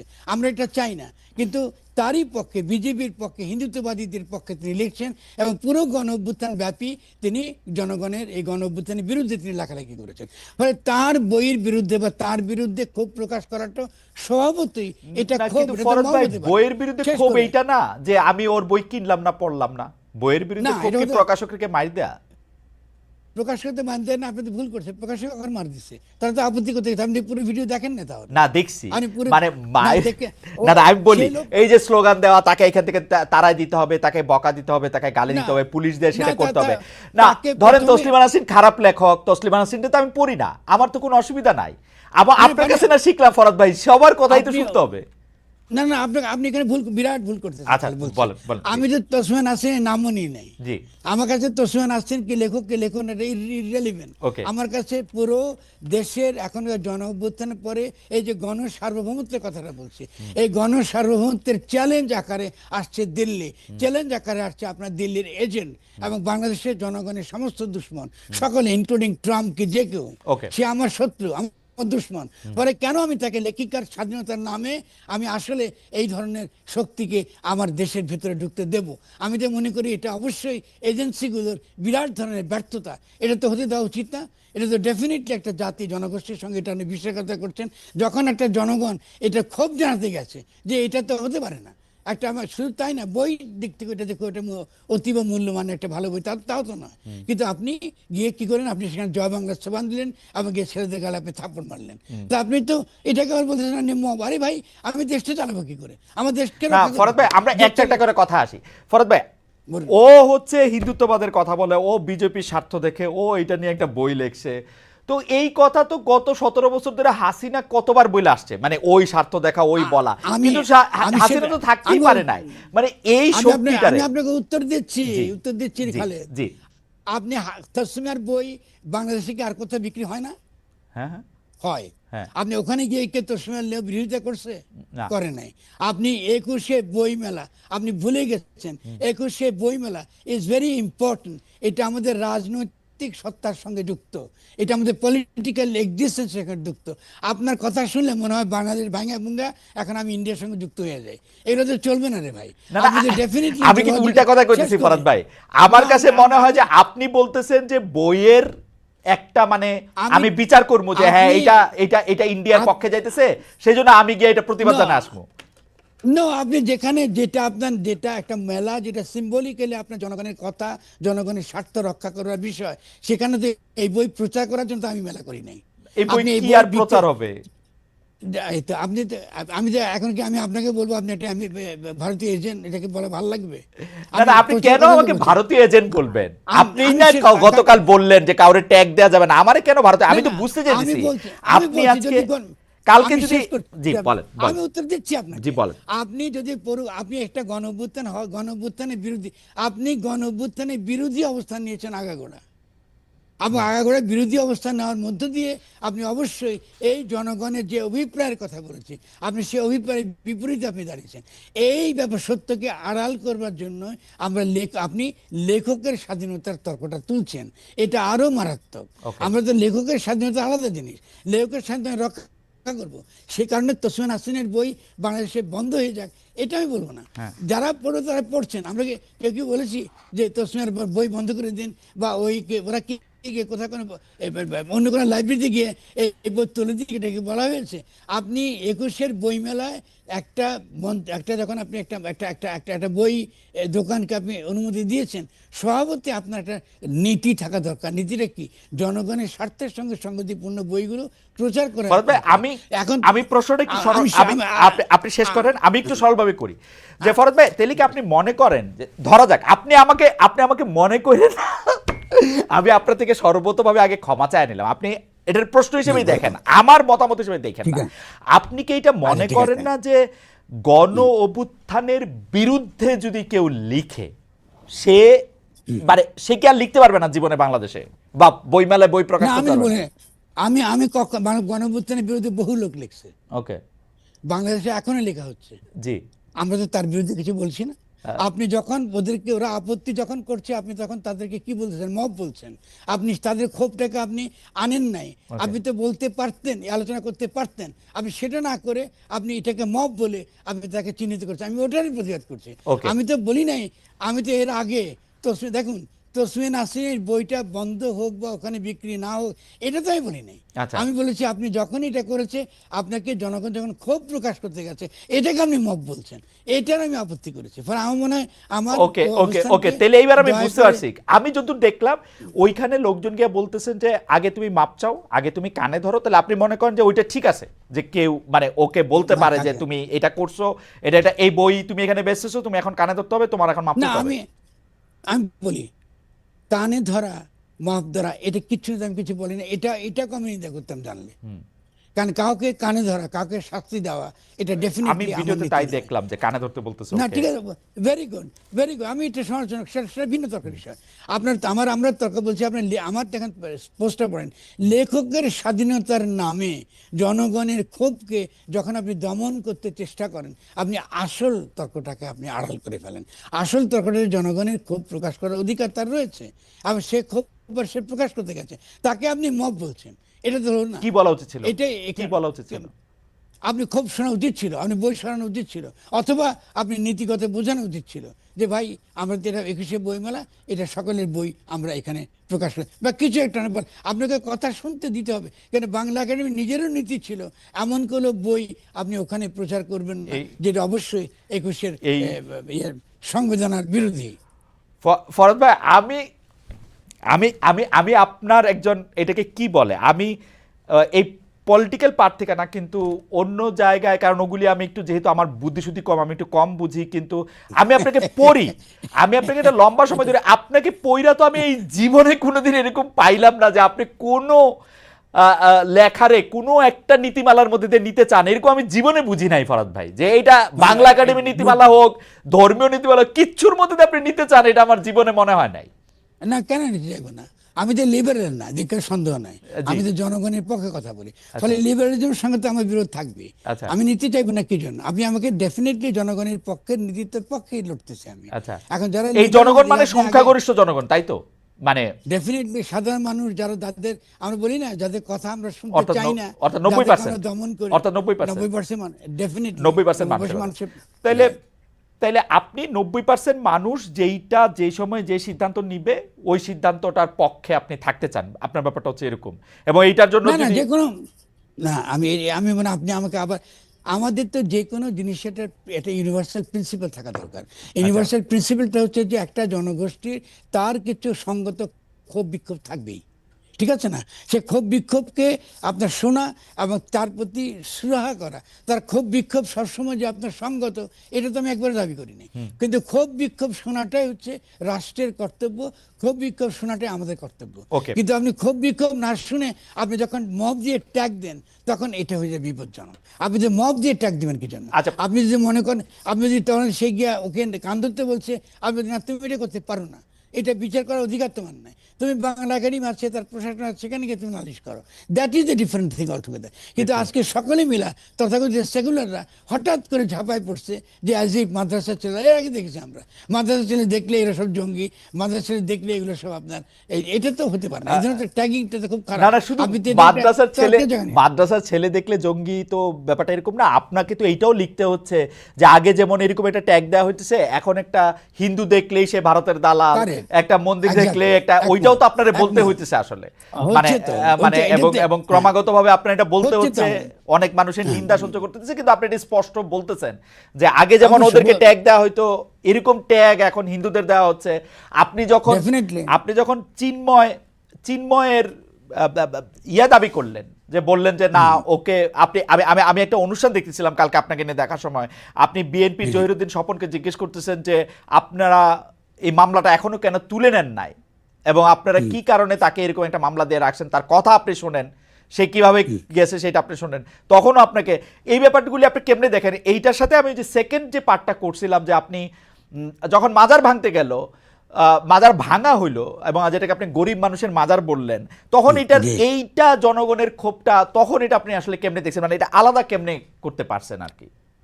না, আপনি খেয়াল করেন মাজার ভাঙার সম্পর্কে আমি বলেছি যে আপনার যে কারো মাজার সম্পর্কে ভিন্ন মত থাকতে পারে। আমাদের ইসলামীদের মধ্যে একটা ধারা থাকতে পারে, তারা মনে করি ঠিক আছে মাজার আমরা চাই না, আবার হতে পারে, মত হতে পারে। কিন্তু আপনি যদি কোনো মাজার ভাঙেন, এটা তো ফৌজদারি অপরাধ, আপনি তো এটা করতে পারেন না, ঠিক আছে না? ফলে আমি সেই প্রতিবাদগুলো যেটা যেটা ইউনিভার্সাল, দেখুন খালেদ, আমি কিন্তু বারবার আমার কথা শুনে দেখবেন আমি অলওয়েজ ইউনিভার্সাল প্রিন্সিপালের পক্ষে দাঁড়াচ্ছি। আমি যদিও গরিবের পক্ষে, কোনো সন্দেহ নাই, কিন্তু গরিবের পক্ষে দাঁড়াতে গিয়ে আমি ইউনিভার্সাল প্রিন্সিপাল যেটা ধনীরাও মানতে বাধ্য। আমি তো গরিবের আপনার একমাত্র একাধিপত্যের কথা কখনো বলি নাই। বলে আপনি মাজার ভাঙবেন, এটা নিশ্চয়ই আমার রাষ্ট্রের কাছে আমার ফরিয়াদ জানাবার অধিকার আছে, এটা ফৌজদারি অপরাধ, এবং যারা ভেঙেছে তাদেরকে গ্রেফতার করা, তাদের বিরুদ্ধে আইনি ব্যবস্থা গ্রহণ করা রাষ্ট্রের দায়িত্ব। ডক্টর ইউনূস এটা করেননি, ফলে এটাতে যে দেখেন এখনো কিন্তু এই যে ব্যাপারগুলো চলছে, সেই জন্য আমি বলছি যে আমাদেরকে খুব সতর্ক থাকতে হবে কোন কনটেক্সটে, কোন ঘটনায়, কোন বিশেষ দিকটা আমরা হাজির করতে পারি, আর তার কোন বিশেষ দিকটা আমরা মনে করি নিন্দাও করতে পারি। যেটা আপনি একটু আমাকে ধরিয়ে দিলেন, যেন ঠিক আছে তারা কান ধরতে বলছে, না আমি এটার পক্ষে না। ডেফিনেটলি আপনি যে কোনো মানুষের ডিগনিটিকে আপনি আহত করবেন, তাহলে তো আমরা এই গণ অভ্যুত্থান কেন করলাম? আজকে আপনার চিন্ময়ের পক্ষে আমি দাঁড়িয়েছি। গণ অভ্যুত্থানের পরে আপনি পুরনো ব্রিটিশ আইনে, রাষ্ট্রদ্রোহিতার আইনের দ্বারা কাউকে গ্রেফতার করা গণ অভ্যুত্থানের সঙ্গে বিশ্বাসঘাতকতা। ডক্টর ইউনূসের সরকার সে বিশ্বাসঘাতকতা করেছে, এবং সেটা আমি ডেফিনেটলি বলবো যে এটা তার করা উচিত হয়নি, এবং সেটা তার সামনে গিয়ে আমি তাকে পরিষ্কারই কথাটা বলেছি। আমি এটা বলে, এবং এই যে বিভিন্ন নিন্দার কথা নিয়ে বলেছেন, আমি নিন্দার মুখোমুখি হয়েছি। কারণ আমি যখন আপনার কি বলে এই যে মাদ্রাসার ছেলেদেরকে যখন নিয়ে যাচ্ছিল আপনার এই সন্ত্রাসী বলে, আপনি জঙ্গি বলে ধরছিল, তখন আমি দাঁড়িয়েছিলাম একা। ফলে তখন আপনার সমস্ত সেকুলার মহল আমাকে জঙ্গি, জামাতি, হেন কোনো কিছু নেই, তারা সব বলেছে। তো তাতে কি হয়েছে? ইতিহাস তো দেখবে আমি কি করি। কিন্তু ফরদ ভাই, ফলে আমি সেক্ষেত্রে আমি একটু জানার জন্য, আপনি যাদেরকে সেকুলার মহল বলতেছেন বা যাদেরকে ওরকম বলতেছেন, তাদের মধ্যে অনেকে তো আপনার তত্ত্ব, আপনার শিক্ষায় তারা শিক্ষিত, আপনার দীক্ষায় তারা দীক্ষিত, আপনার আলোকিত। এমন কি আপনার কাছ থেকেই শোনা যে আপনার সাথে তো সেকুলারদের কোনো বিরোধিতা নাই, আপনি তো না, তো ইসলামে ইসলামের সঙ্গে কোনো বিরোধিতা নেই। এই যে ইসলাম, আমি একটু অ্যাড করি, ইসলাম বনাম সেকুলারিজমের বাইনারি, হ্যাঁ, এর বিরুদ্ধেই তো আমি লড়াই করছি। না, এরকম তো কোনো বাইনারি কিন্তু নেই। আপনি যখন আপনি তো একিউজ করতেছেন যারা এরকম হালকা পাতলা কথা বলে, তাদেরকে আপনি আবার সেকুলার ঘরানার বলতেছেন বলছি কেন? যারা কারণ মনে অনেক করে, ইসলামিস্টরাও তো আপনার আসলে ডেফিনেটলি জ্যেষ্ঠ, ওদেরকে সেকুলার বলি যারা আপনার ধর্মকে তাদের জীবন থেকে এবং সামাজিক পরিসর থেকে, রাজনৈতিক পরিসর থেকে একদম আলাদা গণ্য করে। এই অর্থে সেকুলারিজম একটা বিশেষ ধরনের দৃষ্টিভঙ্গি, যেটা আমাদেরকে আগামী দিনে একটা জনগোষ্ঠীকে, রাজনৈতিক জনগোষ্ঠী গঠন করবার ক্ষেত্রে এটা অনেক বড় বাধা। ঠিক তেমনি তথাকথিত, খেয়াল করলাম আমি এটার সাথে ব্যবহার করি, ধর্মবাদী, যারা ধর্মের নামে আসলে জাতিবাদ করে, কেমন, এদের তো আমি বিরোধী। আপনি তো ধর্ম এবং বনাম সেকুলারিজম এই বিরোধিতা তো দরকার নাই, এটা জাতিবাদ থেকে এটা তৈরি। যেমন ওকে, বলে আমি মুসলমান জাতি, এই দেশের সংখ্যাগরিষ্ঠ মানুষ মুসলমান, ফলে ইসলামই একমাত্র এখানে কায়েম হবে, আমি তো তারও বিরোধিতা করি। ইসলামের তো আরো প্রিন্সিপাল আছে, পলিটিক্যাল ফিলোসফিক্যাল প্রিন্সিপাল আছে। আপনি আমাদের প্রোক্লেমেশন আছে সাম্য, মানবিক মর্যাদা, সামাজিক ন্যায় বিচার, এই তিনটাই তো ইসলামের মর্মবাণী। তো ওটা তো ইসলামী না রাজনীতি কিন্তু অলরেডি। কখনো আপনি তো আপনি কখনো যখন আপনার বলেন যে মনে মুসলিম, কখনো আপনার মনে জি হয় কিনা, এইটা এই পর্বের শেষ প্রশ্ন, কখনো আপনার মনে হয় কিনা আপনি যেটাকে ইসলাম মনে করতেছেন বা আপনি যেটাকে ইসলাম হিসেবে ব্যাখ্যা করতেছেন ফ্রম আবাদত নামা টু টুডে, ওই জি ইসলামের সাথে সরাসরি বিরুদ্ধ পক্ষ দাঁড়ায় যায় যখন আপনাকে বলতে হয় যে তোমরা যদি মনে করো আমাকে কতল করে ফেললে, অর্থাৎ আপনাকে, আমাকে না, আমাকে কতল করে ফেললে তোমাদের ইসলামী শাহী বা ইসলামের আদর্শ, তাহলে আমি দাঁড়ায় আছি, আমাকে কতল করে ফেলো, এই কথাও যখন আপনার বলতে অসুবিধা হয়, নেই তো, এই বলতে কথাও হয় যখন তো, আপনার বলেন তো। বলতে হয়, তো আপনি আসলে শুধু প্রতিপক্ষটা সেকুলারদের কেন করেন মানে আমি দুই বলার পক্ষ সময়? না, এটা তো ভুল বলেন আপনি, আমি দুই পক্ষকে বলি, আচ্ছা। আমি দুই পক্ষই বলি, আমি এটাতে ভুল বলছি না। আমি সারাক্ষণ আমি ফ্যাসিজম বিরোধী। হুম, যারা মনে করে আমি একমাত্র সহি, হুম, আমি ইসলামের ব্যাখ্যা দেবার আমি একমাত্র সহি, এটাকে ফ্যাসিজম বলে। এটার সঙ্গে ইসলামের কোনো সম্পর্ক নাই। ইসলাম কাউকে ব্যাখ্যা করবার একচেটিয়া অধিকার দেয় নাই। এই জন্য আখেরি নবী এসছে, মানে নবী হওয়ার পরে আল্লাহর বরাতে, আল্লাহর নামে আপনার বক্তব্য ঠিক এটা বলবার অধিকার ইসলাম কাউকে দেয় না। এরা প্রত্যেকেই ইসলাম থেকে খারিজ হয়ে গেছে। ওকে। যারা ইসলামের নামে এগুলো বলে, ইসলামের নামে এগুলো বলে, এরা যে অ্যান্টি ইসলামিক এটা প্রমাণ করা আমার জন্য খুবই জরুরি। কারণ ডেফিনেট আমি মনে করি বাংলাদেশের জনগণের কাছে এটা বোঝানো উচিত আমার, যে কোনটা আসলে ইসলাম তার কাছে সংগতিপূর্ণ, আর কোনটা আসলে একটা বিশেষ গোষ্ঠী তার অধিকার, তার কি বলে, তার ক্ষমতা, তার প্রয়োগ করার জন্য, তার ক্ষমতার জন্য সে তার বয়ানটা সে হাজির করছে। কারণ কোরআন শরীফ নিজের ব্যাখ্যা খালেদ নিজের ব্যাখ্যা নিজে দেয় না, আপনি ব্যাখ্যা দেয় মানুষ, মানুষের বিবেক বুদ্ধি বৃত্তি এগুলো দেয়। আর মানুষ জন্ম থেকেই এই বিবেক কিন্তু বুদ্ধি এগুলো নিয়ে আসছে। আমাদের আপনি যখনই বিবেক বুদ্ধিকে, শেষ করে একটু ছোট করে কথা, বিবেক বুদ্ধি এটাকে বাদ দিয়ে আপনি যখন এটাকে একটা আক্ষরিক ভাবে পড়েন, তা বোঝা গেল আপনি ইসলাম থেকে খারিজ হয়ে গেছেন। কারণ আপনি বিবেক বুদ্ধি ব্যবহার করছেন না, আপনি আপনাকে দিচ্ছি তো আল্লাহ এটা বুঝতে। ফলে আমি আপনার সঙ্গে কোনটা সঠিক কোনটা বেঠিক এটা তো ডেফিনেটলি আমার বিবেক দ্বারা, বুদ্ধি দ্বারা, জ্ঞান দ্বারা, প্রজ্ঞা দ্বারা আমরা আলোচনা করে মীমাংসা করতে পারি। কিন্তু আপনি আমাকে বললেন না আপনার কথা শুনতে হবে, আপনি হাদিসের ওটা শুনতে হবে, আপনি যে তাফসির করছেন ওটা একমাত্র তাফসির, তখন এটাকে বলে ফ্যাসিবাদ। এটা তো ইসলাম তো করতে দেয় না। ফরাদ ভাই, আমার দ্রুত অনেকগুলি প্রশ্ন করতে হয়, আমি দ্রুত খালি বলে যাই যে আপনার এই বক্তব্যের সাথে কিন্তু ফিলোসফিক্যালি আমি একদম একমত, আজকে থেকে না আরো 30 বছর আগে অনেক থেকে ধন্যবাদ, আমি অনেক ধন্যবাদ। ফিলোসফিক্যালি একমত। কিন্তু আপনার সাথে কি আপনি কি দেখেন এইখানে যারা ইসলামের কথা বলতেছেন, সেটা কওমি মাদ্রাসার বড় আলেমরাই হোক বা ইয়ার আলেমরাই হোক, তারা তো একটা ঘরানা, একটা তাফসিরের একটা গ্রুপ তারা ফলো করতেছেন, সেটা দেওবন্দ হোক, সেটা ঠিক আছে, ইউনো বা আলেমদের মধ্যে আমি যদি জামাত ইসলামের কথা বলি, তারা আবার তাফসিরের ক্ষেত্রে নির্দিষ্ট কিছু স্কলারদের, মওদুদি সহ আরো কিছু স্কলারদের কথা তারা বিষয় করতেছেন। তো এদেরকে আপনি আসলে এদের কথাই তো বেশিরভাগ বাংলাদেশের, যাদের আমরা 90% বলতেছি, তারা শুনতেছেন। তো তাদের সাথে তো আপনি কিভাবে মানে এক জায়গায় কিভাবে দাঁড়াবেন, আপনি যদি আমার ছোট করে আমার গেলে বলেন। বলছে, হ্যাঁ, তাহলে আমার বক্তব্যটা আমি দিয়ে যাবো, বলে যাবো, হ্যাঁ, ঠিক না? হ্যাঁ, আর তারা তাদের বক্তব্য বলে যাবেন। জামাতে ইসলামী এবং হেফাজতে ইসলামের সঙ্গে তাদের কিন্তু চিন্তার ব্যাখ্যা কিন্তু পার্থক্য আছে, মেলা পার্থক্য। এটাকে বলে ডিসকোর্স বলে, হুম, বা আমরা বলি ডিসকার্সিভ ট্রেডিশন। এই ঐতিহ্য তো থাকবেই আমাদের। হুম, আপনি আজকে মওদুদির কাছ থেকে আপনাকে প্রভাবিত করতে পারে, আজকে আপনার কি বলে হেফাজতে ইসলাম প্রভাবিত করতে পারে। এটাই তো আমাদের শক্তির জায়গা। এটার মধ্যে বিভিন্ন রকম চিন্তা, বিভিন্ন রকম ব্যাখ্যা থাকবে। ইসলামও এটাকেই প্রমোট করে। যেমন ফতোয়া দেওয়ার অধিকার আপনার আছে, ফতোয়া দেওয়ার অধিকার আছে। যে কোনো মুফতি, তার যদি ক্ষমতা থাকে, তার যদি সেই প্রজ্ঞা থাকে, তিনি ফতোয়া দিবেন। কিন্তু ফতোয়া ইমপ্লিমেন্ট করবার অধিকার কোনো মুফতির নেই। ফলে ইসলাম তো অ্যালাউ করে ডেমোক্রেসি।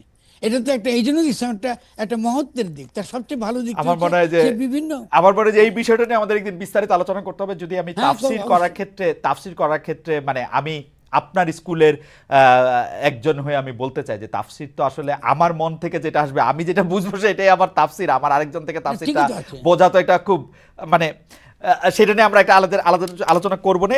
আমরা ইনশাআল্লাহ, 2-4টা প্রশ্ন যেগুলি আমাদের গবেষক ঠিক দলরা আছে। রেখেছিল, তাদের কয়েকটা আমি আপনাকে আসলে করে ফেলতে চাই খুব দ্রুত। Right. একটা হচ্ছে যে 71-এ মানবতা বিরোধী অপরাধের বিচারের দাবিতে নেতৃত্ব দিতে গিয়ে শহীদ জননী জাহানারা ইমাম বলেছিলেন, জয় আমাদের হবেই। তার মৃত্যু মৃত্যুর পর তাকে নিয়ে যে স্মারকগ্রন্থ বের হয়েছিল, যদ্দূর মনে পড়ে সেখানে আপনি লিখেছিলেন যার শিরোনাম তার জয় হোক। 90 দশকের মাঝামাঝিতে তার জয় চেয়েছিলেন আপনি, কিন্তু এখন আপনি জাহানারা ইমামের প্রতীকী গণ আদালতকে বলছেন মব জাস্টিসের বিশুদ্ধ নমুনা। আপনি মনে করেন কিনা, খুব দ্রুত যদি একটু বলেন, আপনি মনে করেন কিনা যেটা আপনার অবস্থানগত একটা পরিবর্তন? না, কোনো পরিবর্তন। তখন ডক্টর আচার্য জাহানারা বেগম জীবিত থাকতেন, তিনি সাক্ষী হয়ে তা বলতেন যে তিনি যখন আমাকে গণ আদালতে যোগদান দিতে বলেছিলেন, আমি তাকে পরিষ্কার বলেছি, আমি যে আদালত নির্মূলের রাজনীতি পরে, যে কি নামটা কি দিয়েছেন আমরা নির্মূল কমিটি, আমি সেরকম ঘাতক এরকম নির্মূল কমিটির মধ্যে আমি থাকবো না। কিন্তু জাস্টিসের কথা যদি আপনি তোলেন, আপনার সঙ্গে আমি আছি, এটা খুব ইম্পর্টেন্ট, বুঝতে। ফলে তিনি জীবিত থাকলে, আজকে দুর্ভাগ্য তিনি নাই। এবং শুধু তাই নয়, জাহানারা ইমামের স্মরণে, এমনকি আমাদের সুফিয়া কামালের স্মরণে আমি নারী গ্রন্থের প্রবর্তন এখানে প্রতিষ্ঠা করেছি। ফলে আমাকে আপনার এগুলো বলে কোনো লাভ হচ্ছে না, কারণ আমি মনে করি যে জাহানারা ইমামের তার যে অবদান, তিনি যেটা করতে চেয়েছেন সেটা হচ্ছে একটা ন্যায় বিচার তিনি চেয়েছেন, আমি তার সঙ্গে একদম সম্পূর্ণ একমত। কিন্তু আপনি মব জাস্টিস, আমি এই কথাটা কেন তুলতে বাধ্য হয়েছি, কারণ আজকে কিন্তু আমরা ওই মবের কথা বলে, এই মব জাস্টিসকে বিকৃতভাবে হাজির করে আমরা কি করছি, আবার ইসলামকে আমরা টার্গেট করছি। এটা ঠেকানো আমার দায়িত্ব বোধ করেছি। আমি যেহেতু জাহানারা ইমামকে ভালোবাসি, আমি শুধু তাই না খালেদ, আমি সবচেয়ে ভালো একটা কবিতা আমার জীবনে আমি লিখেছি জাহানারা ইমাম সম্পর্কে, যে রাষ্ট্রদ্রোহী জাহানারা আসছে সাবধান, এটা লিখেছি আমি। ফলে এটা তো খুব পরিষ্কার, আমাদের অবস্থান কখনো বদলায়নি। ওকে, আমি গতকালে আপনার ফেসবুকের একটা পোস্ট পড়তেছিলাম, সেখানের মধ্যে একটা লাইন আপনার আমি কোট করতেছি, ইনসাফ হবে যদি গণহত্যা ও মানবতা বিরোধী অপরাধের জন্য তৌহিদি জনতাও গণ আদালত কায়েম করে, কিন্তু তারা সেটা করেনি, শুধু 21শে বইমেলায় গণ অভ্যুত্থান বিরোধী। মানে আপনি কি মনে করেন যেটাকে আপনি তৌহিদি জনতা বলতেছেন, তাদের একটা গণ আদালত কায়েম করা উচিত? আপনি এটা মনে করেন, যদি এটার ইনসাফ মনে করেন? এটা তো শ্লেষাত্মক বলা, এটা হেটরিক। যেহেতু আপনি তৌহিদি জনতা খেয়াল করেন, ইনভার্টেড কমাটা দিয়েছে, তৌহিদি জনতা বলতে আমরা খালি মুসলমানদের বুঝি, কিন্তু আপনি যদি ওদের সঙ্গে কথা বলতে বসেন, আমি তাদেরকে প্রশ্ন করবো, তো আমরা তো মিল্লাতে ইব্রাহিম, তাহলে তো আজকে খ্রিস্টানরা তৌহিদি জনতার অংশ, আজকে জিউরা তৌহিদি জনতার অংশ, আজকে কি বলে রামকৃষ্ণ তৌহিদি জনতার অংশ, রামমোহন রায় তৌহিদি জনতার অংশ, রবীন্দ্রনাথ ঠাকুর তৌহিদি জনতার অংশ, শঙ্করাচার্য তৌহিদি জনতার, সকলে তো একত্ববাদী, সকলে তো একেশ্বরবাদী। ফলে এই যে একত্ববাদ একমাত্র ইসলামের, এটা তো ভুল তত্ত্ব। একত্ববাদ তো ইসলামের একচেটিয়া না রে ভাই। আপনি ইসলাম আসছে মাত্র 1500 বছর আগে, তারও আগে বহু ধর্ম এসেছিল। ফলে আমাদেরকে এই ব্যাপারগুলোতে আমাদের যারা বাংলাদেশের, যারা আমাদের দেশের, আমাদের যারা জনগণ, যারা ধর্মপ্রাণ মানুষ, তাকে তো বুঝাতে হবে তৌহিদি জনতার কথাটা। যেন আমি ইনভার্টেড ব্যাপারটা ব্যবহার করতে খেয়াল করেন, তৌহিদ একত্ববাদ ইজ ইম্পর্টেন্ট, ঠিক আছে, মনোথেইজম নিয়ে আলোচনা করি, কিন্তু তৌহিদি জনতা তারা যখন এই নামে, এই স্লোগানে আপনি একটা আপত্তি করতে গেছে, আমাদের তো আপত্তি করার কিছু নেই, তারা করতে পারছে ফাইন। আপনি তাদের ক্ষোভটা শুনেন, জনগণের একটা অংশ থেকে হতে পারে, সেটা শুনি না আমরা, তাদের আপত্তিটা কি, এবং ন্যায়সঙ্গতার সমাধান করি। কিন্তু হঠাৎ করে বামপন্থীরা কথা নাই বার্তা নাই, প্রগতিশীলের কথা ঝাঁপাই পড়লো তাদের বিরুদ্ধে, তখন তাদেরকে রক্ষা করা এই আমার কর্তব্য। কিন্তু ফরাদ ভাই, আপনার কাছে মনে হয় না যে বামপন্থীরা বা অন্য একটা কোয়ার্টার না হয়ে ইসলাম ধর্ম বিশ্বাসী কিন্তু অন্যভাবে বিশ্বাস করে, ইসলাম ধর্ম দিয়ে বাংলাদেশ পরিচালিত তারাও এই অংশটাকে, যাদেরকে তৌহিদি জনতা বলা হচ্ছে, তাদের এই মুভটাকে পছন্দ করতেছে না, এরকমও তো হইতে পারে? হতে পারে, আমি যদি তাদের যুক্তি শুনি, আমি যদি যুক্তিপূর্ণ বক্তব্য মেনে নেব, তারা বলুক, অসুবিধা কি? কারণ আমি তো আপনার সঙ্গে আমি প্রথমত কি দেখেন, আমি খেয়াল করেন, আমি একটা কথা বারবার বলেছি যে তৌহিদি জনতাকেও বুঝতে হবে, আছে কিন্তু আমার মধ্যে তাকেও কি বুঝতে হবে যে এই ধরনের আইডেন্টারিয়ান পলিটিক্সও কিন্তু আমাদের জন্য ইতিবাচক নয়। আপনি তাকে আগে বুঝাবেন, তার পক্ষে তার ন্যায়সঙ্গত অবস্থানকে সমর্থন করুন, তারপরে তাকে সমালোচনা করুন। আপনি তাকে ট্যাগ দিয়ে বাদ দিয়ে দিবেন, তা তো হবে না। তার যে বক্তব্যটার মধ্যে কোনটা তার সাবস্টেন্টিভ, কোনটা লজিক্যাল, কোনটা ন্যায়সঙ্গত, এটা শুনি না আমি, সমস্যাটা কি? ঠিক তেমনি আজকে ধরুন ওই যে আপনি চিন্ময়ের কথা তুললেন, তার যেটা ন্যায়সঙ্গতা শুনি না আমরা।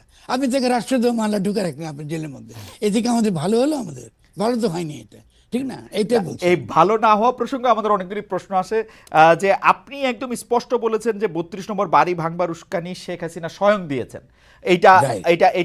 এই বাড়ি ভাঙার উস্কানি বা ওইটা আপনার বক্তব্য আপনি দিয়েছেন, কিন্তু আমার কাছে আপনার কাছে প্রশ্ন, যদি এটি বাড়ি ভাঙার উস্কানি হয়, এটি কি সরকারের উচিত ছিল বাড়িটি ভেঙে দেওয়া, নাকি সরকারের উচিত ছিল মানুষ আইসা বাড়ি ভাঙবে, তারা দেখবে, পরে আবার তারা বলবে না এরকম বাড়ি আর ভাঙো না, মানে যেটা আমরা ধারাবাহিকভাবে দেখলাম আর কি, আমি আর রিপিট করতে চাই না, ওইটা না ঠিক আপনি ছিল আমার না? না মানে আপনি আমার যদি আমার পোস্টটা যদি পড়েন, জি সেখানে আমি পরিষ্কার বলেছি যে এই বাড়ি ভাঙাটার ভূরাজনৈতিক বাস্তবতায় তার কিন্তু নেতিবাচক প্রভাব আছে। আপনি যদি পড়েন আপনি দেখবেন। রাইট, আমি কিন্তু পড়ছি, হ্যাঁ। আচ্ছা, আপনি খেয়াল করেন শেখ হাসিনা এই উস্কানিটা দেওয়াটা ছিল উদ্দেশ্যমূলক। কারণ ইতিমধ্যে মোদির সঙ্গে তার দেখা হওয়ার কথা মার্কিন যুক্তরাষ্ট্রে, তিনি তার অভিষেকে যাননি, এবং এই যে ভূরাজনৈতিক বাস্তবতার পরিপ্রেক্ষিতে এই বাড়িটা ভাঙা হয়েছে অত্যন্ত উদ্দেশ্যমূলকভাবে। আমি যখন পোস্টটা লিখছিলাম তখন যথেষ্ট তথ্য আমার কাছে ছিল না, কিন্তু এটা অত্যন্ত পরিকল্পিতভাবেই এই উস্কানিটা দেওয়া হয়েছে, এবং যারা এই উস্কানি দিয়েছে তারা কিন্তু জানতো এটা ঘটবে। ঠিক আছে, এটা ঘটবে। ফলে আমি মনে করি যে এটাতে ভাঙা বা না ভাঙা, দেখুন গণ অভ্যুত্থান বা বিপ্লব মাত্রই ভাঙচুর থাকবে। আমি এটা দিয়ে এই রোমান্টিক আইডিয়া এই দিয়ে আমাদের কোনো লাভ না নেই। ঠিক আছে, কথা হচ্ছে এটাকে কনস্টিটিউটিভ জায়গায় আমরা কি করে নিতে পারি সে গুরুত্বপূর্ণ। সেদিক থেকে খেয়াল করেন, শুরুর দিকে আমরা কোনো প্রকার ভাঙচুর চাই নাই, কোনো প্রকার জীবনহানি চাই নাই, এবং এই সরকার এসে অত্যন্ত শান্তিপূর্ণভাবে যে কাজটা করেছে এটা একটা অভূতপূর্ব বিষয়। আমি একটু আগে অন্যান্য ক্ষেত্রে ডক্টর ইউনূসের নিন্দা করেছি বটে, কিন্তু এটা তো আমাদেরকে মানতে হবে যে তারা তো এটা করতে চেয়েছেন, তারা তো শান্তিপূর্ণভাবে সবকিছু করতে চেয়েছেন। কিন্তু একটা দুর্বল শিথিল সরকারকে দিল্লি বারবার বারবার অস্থিতিশীল করছে, বারবার তাকে উৎখাত করার চেষ্টা করছে। তো আপনি কি তার বিরুদ্ধে দাঁড়াবেন না? আপনি কি সতর্ক থাকবেন না? না তাহলে আমাদের দিল্লি যে কাজটা করলো, জয়শঙ্কর যে কাজটা করলেন, এটা তো খুবই অন্যায় কাজ করেছেন তারা, কারণ তারা উস্কিয়ে দিয়ে এই কাজটা তারা করেছেন, এবং বাংলাদেশকে আবারও আন্তর্জাতিক না ক্ষেত্রে একটা ফরহাদ খারাপ ভাই, জায়গায় আমি একটু আপনি আমি তাদের হাজির আমি করতে আমি একটু স্টেপগুলি বুঝতে চাই। আমরা যেহেতু অনেকক্ষণ কথা বলে ফেলছি, আপনার শরীরটাও অনেক ভালো নাই। আমি যেটা বলতে চাইতেছি সেটা হচ্ছে যে শেখ হাসিনা ভাষণ দিবেন এবং সেইটা যথেষ্ট উস্কানিমূলক, এতে কোনো রকম কোনো সন্দেহ নাই। শেখ হাসিনার বা শেখ হাসিনার সমর্থকদের বিন্দুমাত্র যদি রিমোর্স, বিন্দুমাত্র যদি লজ্জা, অনুসরণ বিন্দুমাত্র অনুশোচনা, আমি বলতে চাই যে যদি এগুলি থাকতো এর কোনোটাই কিন্তু আসলে হইতো না। কিন্তু আমার কথা হইলো যেইটাকে আপনি বলতেছেন যে ভূরাজনৈতিকভাবে আমাদের একটু পিছিয়ে পড়ার সম্ভাবনা আছে বাড়িটা ভাঙার পর, যারা এই বাড়িটা ভাঙতে বললেন, আমাদের উপদেষ্টাদের মধ্যে কেউ কেউ, আমাদের বড় বড় ইনফ্লুয়েন্সারদের কেউ কেউ, তারা কি ব্যাপারটা বুঝতে পারতেছিলেন নাকি তারাও ওই পার্টটার অংশ? আপনার কাছে কি মনে হয়, আপনার রিডটা কি? না, আমি এটা জানি না। হয়তো তারা তাদের একটা আন্তরিক জায়গা থেকে একটা কথা বলেছেন, বা হাসিনার উস্কানিতে হয়তো সে ফাঁদে তারা পা দিয়েছেন। এটা নিয়ে আমি এই মুহূর্তে কোনো মন্তব্য করতে চাই না, কারণ আমি যে পুরোপুরি এটা বলতে পারবো না, আমি নিজেকে এটা সুসচ্ছল না বলে ফলো করতে পারিনি। ওকে, আমি খালি বলবো যে আমি খালি অতটুকু যেটা দেখেছি ততটুকুই মন্তব্য করেছি। না তো আমি মনে করি আমাদের সরকারের জায়গাটা আপনি কি দেখেন? সরকার তো চাইলে এটা ভাঙতে বাধা দিতে পারতো, নিজে ভাঙতে পারতো। আপনার পরে আমি পরে লিখেছি সরকার, আমি লিখেছি সরকার উচিত ছিল, রাইট, আমি লিখেছি অবশ্যই উচিত ছিল। আমি শুনুন, আমি লিখেছি যে আজকে আন্তর্জাতিকভাবে যেটা প্রচার হবে, যেটা বিপজ্জনক, যে বাংলাদেশে কোনো সরকার নাই। খেয়াল করেন, আনন্দবাজার কিন্তু ওটাই কিন্তু বলেছে। রাইট। কথা হচ্ছে এটা তো আপনাকে সরকারকে তো অবশ্যই অবশ্যই আমি সরকারে কি করতাম, আমি পুলিশ বলুন এটাকে নিয়ে আমি এটাকে ভাঙতে দিতাম না, কিন্তু আমি জনগণের ক্ষোভকেও আমি হতে দিতাম শান্তিপূর্ণভাবে যতটুকু পারা যায়। তাহলে এটা হলো আমার জন্য ভাবমূর্তিটা ওকে, আমাকে সবচেয়ে বেশি উজ্জ্বল করতো। কিন্তু সরকারের এক্ষেত্রে ব্যর্থতাটা ডেফিনেটলি আমাদের স্বরাষ্ট্রমন্ত্রীর ব্যর্থতাটা কোনোভাবে মেনে নেওয়া যায় না। আমি এগুলো তো হচ্ছে যে তাদের এই যে সম্পূর্ণ ভূরাজনৈতিক বাস্তবতাকে তাদের অস্বীকার করা, এটাকে আমলে না নেওয়া, এবং একই সঙ্গে তাদের যে শিথিলভাবে যে সরকারটা চালাচ্ছে, যার বিরুদ্ধে ইতিমধ্যে যথেষ্ট পরিমাণ সমালোচনা হচ্ছে, যেটা তো আমাদের জন্য ভালো না। তো আমাদের চাই যে এই সরকার মোটামুটি একটা ইতিবাচক যতটুকু পারুক, সীমাবদ্ধ সত্ত্বেও একটা ভালো কাজ তারা করুক, এবং জনগণের সমর্থনের উপর সে টিকে থাকুক। আমাদের অনেক দুর্বলতা আছে, কিন্তু ফরহাদ ভাই, আমাদের টিকে থাকতে হবে। ফরহাদ ভাই, দুইটা উদ্ধৃতি নিয়ে আপনার একটু মন্তব্য শুনতে চাই। একজন হচ্ছে আমাদের স্বরাষ্ট্র মন্ত্রণালয়ের জ্যেষ্ঠ সচিব, উনি বলছেন যে দেশে বিপ্লব হয়েছে, আপনিও কিন্তু একটু বললেন যে বিপ্লব হলে ভাঙাভাঙি হবে, এটা নিয়ে এত রোমান্টিকতার কিছু না। আমিও কিন্তু কাছাকাছি জিনিসই মনে করি। আমাদের দর্শকরা জিজ্ঞেস করছে, আরে ভাই বাড়ি ভাঙছে তো কি হয়েছে, অনেকে মনে করতেছে বাড়ি ভেঙে একটা খুব অন্যায় কাজ করছে। কিন্তু সেই জ্যেষ্ঠ সচিব কি বলতেছে বলেন, কিন্তু আমি এইটার কনসিকুয়েন্সটারে খুব ভয় পাই। আমার কাছে মনে হয় আজকে আওয়ামী লীগের লোকের বাড়ি বইলে একটা লোকের বাড়ি ভেঙে দেওয়া সম্ভব, মানে আওয়ামী লীগের কোনো বড় একটা মানুষ হওয়ার দরকার নাই। অনেক সময় ফরহাদ মজার ভাইয়ের কোন একটা কথা পছন্দ হয় না দেখে টাঙ্গাই লেগে আগুন লাগাই দেওয়া সম্ভব, মানে আমার আমার আমার পছন্দ হইলো না, আমি আগুন লাগাই দিলাম, ওইরকম আর কি। তো স্বরাষ্ট্র মন্ত্রণালয়ের জ্যেষ্ঠ সচিব বলতেছেন যে দেশে বিপ্লব হয়েছে সে দেশে পরাজিত শক্তিকে কেউ রাখে না। আর একটা টকশোতে আমাদের সমবয়সী, আমার একটু সিনিয়র জনাব গোলাম মুর্তজা বলছেন পরাজিতদের ধ্বংস করে দিতে হবে। এই যে না প্রতিপক্ষকে নির্মূল করার যে বার্তা, এইটাকে আপনি আসলে কিভাবে দেখেন? না আমি এটাকে ভালো চোখে দেখি না। এই কথা আমাদের বলা উচিত না। একটা হচ্ছে ঘটনা ঘটে, হ্যাঁ, আর একটা হচ্ছে ঘটনাকে পক্ষে বলা এক কথা নয়।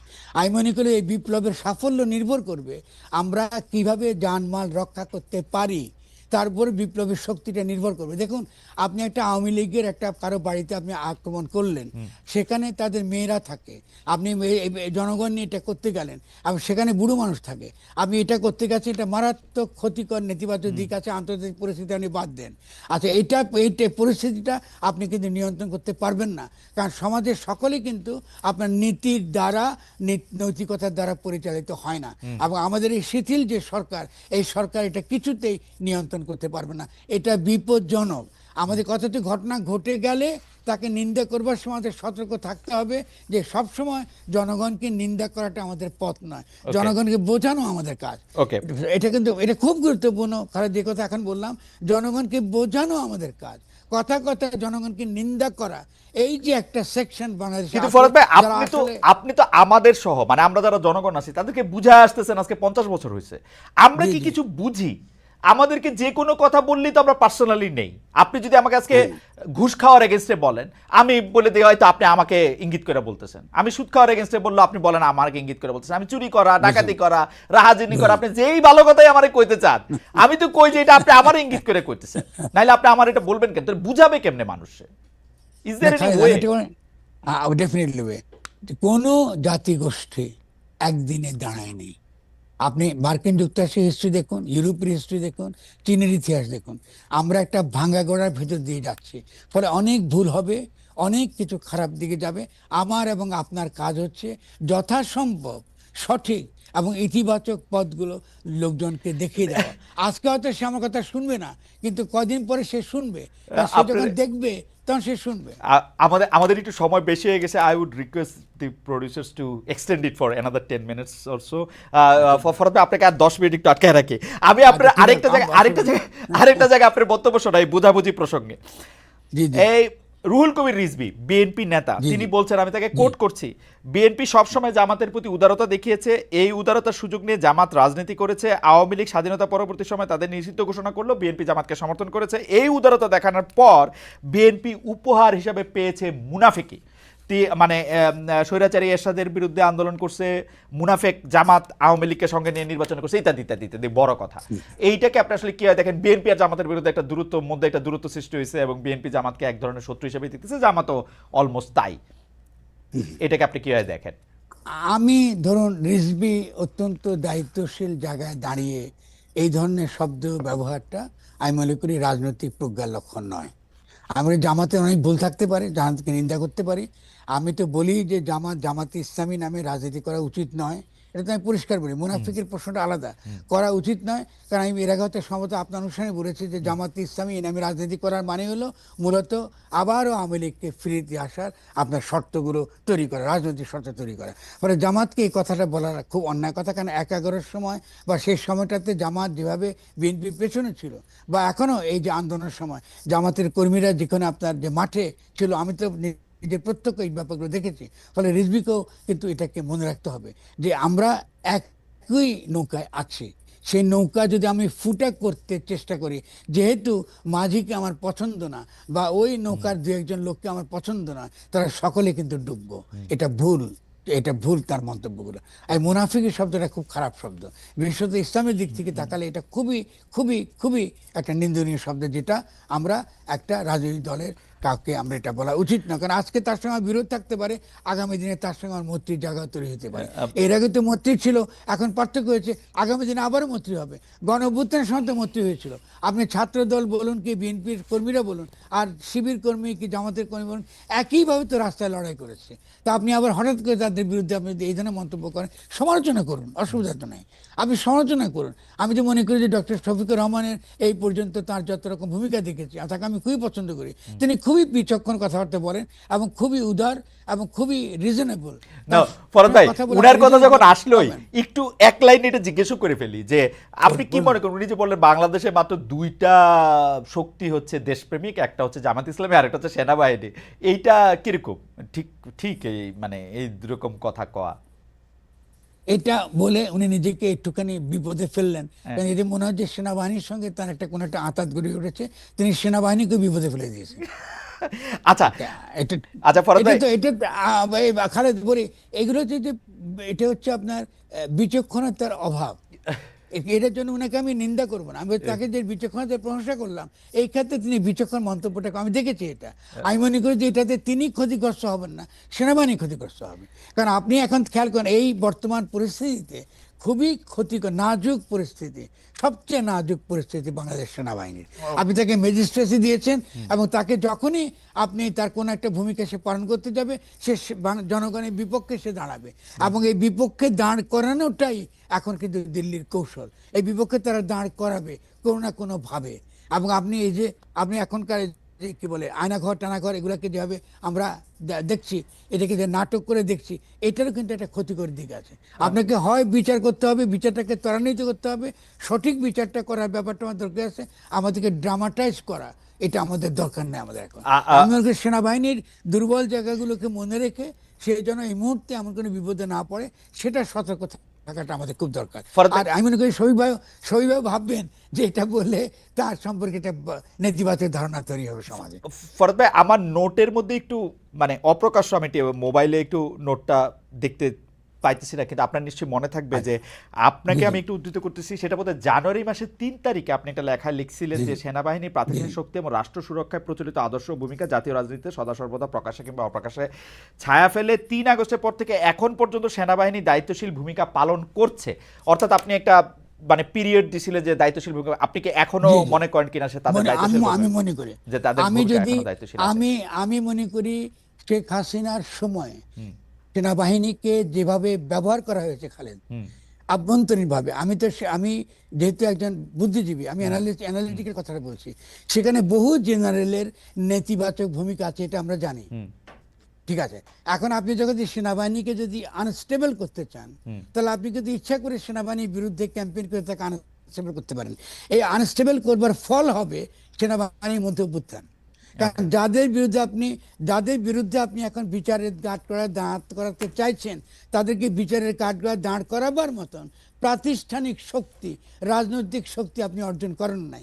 আপনি একটা অবৈধ সরকার আপনি এখানে কায়েম করে রেখেছেন। কিন্তু ফরহাদ ভাই, এইটা নিয়েও আপনার সাথে আসলে আলাদা করে কথা কইতে হবে। অর্থাৎ সেনাবাহিনী আয়নাঘর বানাবে, সেনাবাহিনী হচ্ছে আওয়ামী লীগের লোকজনরে ছাইরা দিবে, সেনাবাহিনী হচ্ছে হাসিনা পরিবারের লোকজনরে বাইজ্জত দিয়ে আসবে ওইখানে। আমরা তাদেরকে কোনো কিছু বলতে পারবো না, কারণ আমাদের প্রাতিষ্ঠানিক শক্তি নাই। না পারবেন না, কেন বলবো? অবশ্যই পারবেন, কেন পারেন? আমি যে এটা একবারে বলিনি বলতে পারবেন না। আপনি কি করে বলবেন সেটা আমি কথা বলছি। আপনি কি করে এটাকে ডিল করবেন সে কথা বলছি, আমি তো একবার এটা বলিনি। তাহলে এটা যদি আপনি বলেন, তাহলে আমাকে একটা উত্তর দেন খালেদ। আপনি আমলারা সবই ধোয়া তুলসী পাতা আর শব্দ সেনাবাহিনীর, এটা তো আমি আমলারা বেশি দুষ্ট। 2018 সালে যে ইলেকশনটা তারা করছে, 2018 সালে যে ইলেকশনটা তারা করছে, আমি সে আমলাকে বসাই দিচ্ছেন, সে আমলাকে আপনি আমি মনে করি ডেফিনেট আপনি সেনাবাহিনীকে সুযোগ দিতে হবে যে তার অপরাধের খালন সে কি করে আপনি তো সেই সুযোগ তাকে দিতে হবে। সে রাজনৈতিক শর্ত তাকে তৈরি করতে হবে। 3 নাম্বার সবচেয়ে বিপজ্জনক, সেই শর্ত তৈরি করবার রাজনৈতিক ক্ষমতা আপনার হাতে তো থাকতে হবে। আপনি বানাইছেন একটা সেনা সমর্থিত উপদেষ্টা সরকার, আপনাকে লাথি মেরে ফেলে দেবে সেনাবাহিনী, আপনি কি করবেন? আপনার কাছে কি মনে হয় ডক্টর ইউনূসের সরকার অনেক বেশি দুর্বল নাকি? মানে মানে আপনি বারবারই বলতেছেন শিথিল। হ্যাঁ, আপনারা এই সরকার বানাইছেন, আমি তো বানাইনি। আমি তো প্রথম দিকে বলছি তার প্রবলেমটা কি হবে। আমাকে তো ফরহাদ ভাই, বাংলাদেশের অন্তত অর্ধেকের বেশি লোক মনে করে এই সরকার বানাইছেন আপনি। যাই হোক, লাইটার নোট একদম শেষ করি। আপনি যেভাবে এই সরকার, আমাকে যদি সরকার বানাইতে দেন তাহলে এই সমস্যা হতো না। সব বিচার একদিনে সব বিচার হয়ে যেত এবং সুন্দরভাবে আন্তর্জাতিক আইনের অধীনে। ঠিক আছে, আমাকে এটা দৌড় দে। আমি হলাম একটা বুদ্ধিজীবী এবং আমি আমার চিন্তাকে প্রচার করি। আমার চিন্তার একটা প্রভাব পড়েছে, এটা আমি টের পাই। ফলে বিভিন্ন ক্ষেত্রে বিভিন্ন মানুষ হয়তো আমার কথা শুনে চেষ্টা করে আমাদের করতে, ফাইন। আমি যদি বলেন যে আমি সরকার বানিয়েছি, আমি মেনে নিলাম, অসুবিধা কি? এটা তো ভালোই, আমাদের ভালো সার্টিফিকেট, ফলে আমি সে দায় নেব। কিন্তু আমি তো এই ধরনের সরকার তো চাই নেই। আমি তো সেনা সমর্থিত উপদেষ্টা সরকার চাই নাই। না, কিন্তু আমি তো চেয়েছি পূর্ণ ক্ষমতা সম্পন্ন অন্তর্বর্তীকালীন সরকার, না, কিন্তু যাতে আমি সত্যিকার অর্থে বাংলাদেশ গঠন করতে পারি। আচ্ছা, সে তো চেয়েছি। আচ্ছা ফরদ ভাই, আপনার সম্পর্কে ধারণাটা বলি। আপনার সম্পর্কে ধারণা হচ্ছে আপনি সরকার বানাইছেন, আবার এই সরকারের সমালোচনা করেন, কারণ আপনি হচ্ছেন ছেলের বাপ, আপনি হচ্ছেন মেয়ের বাপ, আমাদের কুমিল্লা নোয়াখালী অঞ্চলের কথাটার মধ্যে। এবার একটু লাইট অ্যান্ড নোটে একটা কথা বলি, যে আপনি যে সরকারের এত সমালোচনা করেন, ঘরে থাকতে আপনার একটু অসুবিধা হয় কিনা ফরদ ভাই? কারণ আমার প্রশ্নটা না, ফরিদা আপারের নিয়ে না, বেশি ঠিক এটা। আছে। আমি ফরিদা ডেফিনেটলি সিনেটর, তিনি নিজস্ব পার্সোনালিটি, তার নিজস্ব ব্যক্তিত্ব আছে, আচ্ছা, এবং তিনি তার জায়গা থেকে তিনি তার কাজ করেন। সেখানে আমাদের পারিবারিক সম্পর্ক সেখানে কোনো গুরুত্বপূর্ণ নয়। তো ফরিদা আপা যে না, লিখলেন, কিন্তু একটা কথা, ফরিদা আপা যে একটা লিখলেন, কথা, জি বলেন। জি, আমি অ্যাড করি। ফরিদা আক্তার ডেফিনেটলি এটা নিঃসন্দেহে আপনি মনে করবেন যে তিনি, আমি যে কথা বলি আমার সে কথা বলার স্বাধীনতা শুধু না, তিনি ডেফিনেটলি মনে করেন আমি যদি এটা বলতে চাই এটাতেই মনে করি তিনি সেই বলার, তার মনে করেন যে সেটাতে তিনি কখনো আমাকে বাধা দেন না, এটা তার ব্যাপার। ঠিক আছে না? ওকে, না এটা তো মানে আমরা যারা আপনাকে সামনাসামনি দেখার সুযোগ হয়েছে আপনাকে, ফরিদা আপাকে, তারা নিশ্চয়ই অনেকেই তা জানি আর কি। যাই হোক, আমি ফরিদা আপার একটা কথা উল্লেখ করি। আপনি মানে এটা, উনি যেহেতু একজন সরকারের উপদেষ্টা, তিনি লিখেছেন, জুলাই আগস্টে শহীদ ও আহতদের প্রতি শ্রদ্ধা রেখে এই বছর যেন কোনো ভ্যালেন্টাইন দিবসের তামাশা না হয়।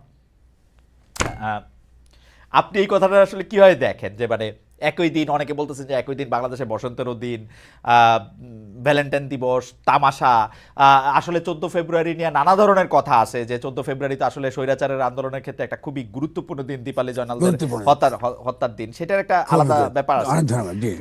কিন্তু জুলাই আগস্ট শহীদ ও আহতদের প্রতি শ্রদ্ধা রেখে ভালোবাসা দিবস নিয়ে যেন তামাশা না করে, এইটারে নিয়ে আপনার হোয়াট ইজ ইউর টেক? আমি তো মনে করি খুবই ভালো কথা বলেছেন উনি অত্যন্ত ভালো কথা বলেছেন। তামাশা না করতে বলতে বলে নাই উনি তো বলেন ভালো, আপনি ভালোবাসা করবেন না, ভালোবাসা দিয়ে পালন করে, কিছু বলেন নাই। এটাকে এটা তামাশা করবেন না, যাতে যা আমাদের সংস্কৃতির অংশ নয়। আপনি বসন্ত উৎসব করেন, কিন্তু তার এটা করতে গিয়ে আপনি কি 14 ফেব্রুয়ারি ভুলে যাবেন?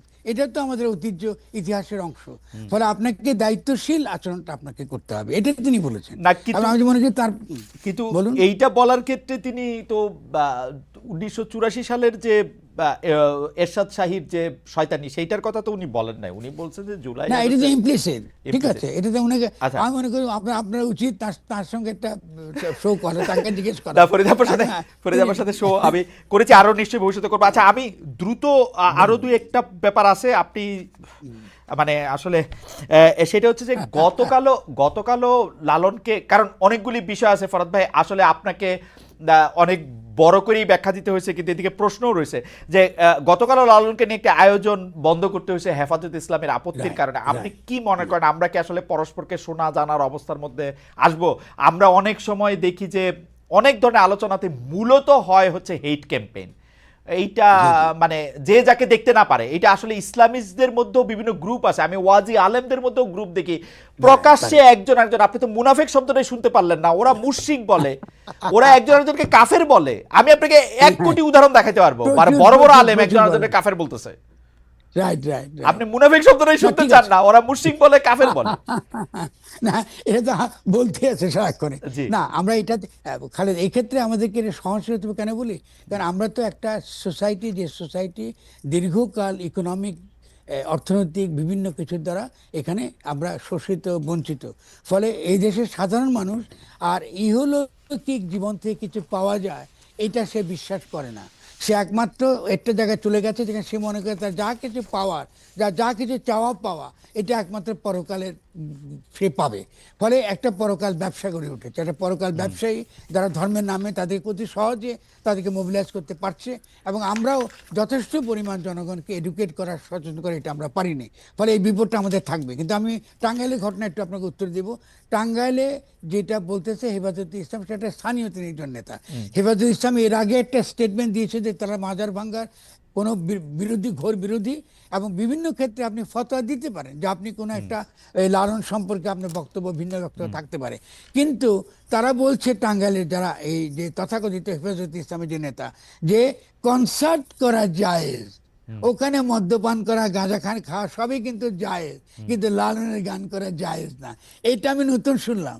এরাই নতুন যে এই ধারাটা, এই ফতোয়া, এটা আমার নতুন এটা নিয়ে কিছু ফতোয়া বলার শুরু। নাই। ফরহাদ ভাই, আমরা একদমই শেষ পর্যায়ে, আমাকে প্রডিউসাররা প্রায় চোখ রাঙানো শুরু করেছেন, তা আমি একটু আচ্ছা, ঠিক কিন্তু আছে। আমি আমার লোভে আমি শেষ কথাটা বলি যে যারা সমন্বয়ক আছেন, যারা সামনে থেকে নেতৃত্ব দিয়েছেন এই জুলাই আগস্ট আন্দোলনে, তাদের মধ্যে থেকে নানা ধরনের কথা শোনা যেতেছে তারা রাজনৈতিক দল করবেন, তারা আসলে রাজনীতিবিদদের মতোই বিভিন্ন কুকাজ অকাজে জড়িত হচ্ছেন কিনা। আপনি কি দেখেন? আপনি যদি 1 মিনিট একটু বলেন যে তাদেরকে আসলে আপনি কেমন দেখছেন। আ- আমি মোটা দাগে বলবো, আমি অত্যন্ত ইতিবাচক আকারে দেখি। তাদের মেলা ভুল থাকতে পারে, সেটা ভিন্ন প্রশ্ন। আপনি আরেকদিন বললে আমি তাদের ভুলগুলা, ভালো দিক দুটোই আমি আমরা কথা বলবো। আমি বলছি অত্যন্ত ইতিবাচক আকারে আমি দেখছি। আমি যে তরুণদের একটা দল তৈরি করা অত্যন্ত দরকার, 1 নাম্বার। 2 নাম্বার হতো বাংলাদেশে আমি মনে করি 18 বছর থেকে আরম্ভ করে 40 বছর এই যে ডেমোগ্রাফিক যেই জনগোষ্ঠী, এরা আগামী দিনে বাংলাদেশের ভবিষ্যৎ, এরাই ঠিক করবে বাংলাদেশটা কোন দিকে যাবে। এবং তাদেরকে আমরা যতটুকু প্রভাবিত করতে পারি, তাদেরকে আমরা যতটুকু এডুকেট করতে পারি, যতটুকু সচেতন করতে পারি, তার উপরই আগামী দিনের বাংলাদেশ তারা নির্ভর করে। ওকে। ফলে আমি তাদের এই দলকে অভিনন্দন জানাই। তবে একটা শুধুমাত্র আমার এখনো আমি বলবো যে আমার একটা আশঙ্কা আছে, যে তারা দলের যে মডেলটা তারা পছন্দ করতেছেন, এটা অনেকটা নির্বাচনী লিবারেল মডেল। ওকে। এটার ভবিষ্যৎ কতটুকু, এই ব্যাপারে আমার সন্দেহ আছে। আরেকটা যখন আপনি এইরকম আলোচনা করবেন, আমি তখন আপনাকে বুঝাবো যে কেন আমার আশঙ্কা আছে আহ, এক্ষেত্রে। ফরহাদ তবে মজর আমরা ভাই, দেখবো। আপনাকে অনেক ধন্যবাদ। আপনি অনেকক্ষণ আপনাকে আমাদের সাথে আলোচনা করেছেন, অনেকগুলি প্রশ্নের জবাব দিয়েছেন, আমাদের অনেক কৌতূহল মিটিয়েছেন, এবং অনেকগুলি বিষয় অনেক আমি যে ধন্যবাদ। শুরুতে যেমন বলছিলাম যে আপনি আমাদের পথ দেখেছেন, আলো দেখেছেন, আপনাকে আন্তরিক ধন্যবাদ। দর্শক, আপনারা অনেকক্ষণ আমাদের সঙ্গে ছিলেন, আপনারা নিশ্চয়ই ভবিষ্যতে আমাদের সঙ্গে থাকবেন। সেই পর্যন্ত অনেক অনেক ধন্যবাদ। Thank you.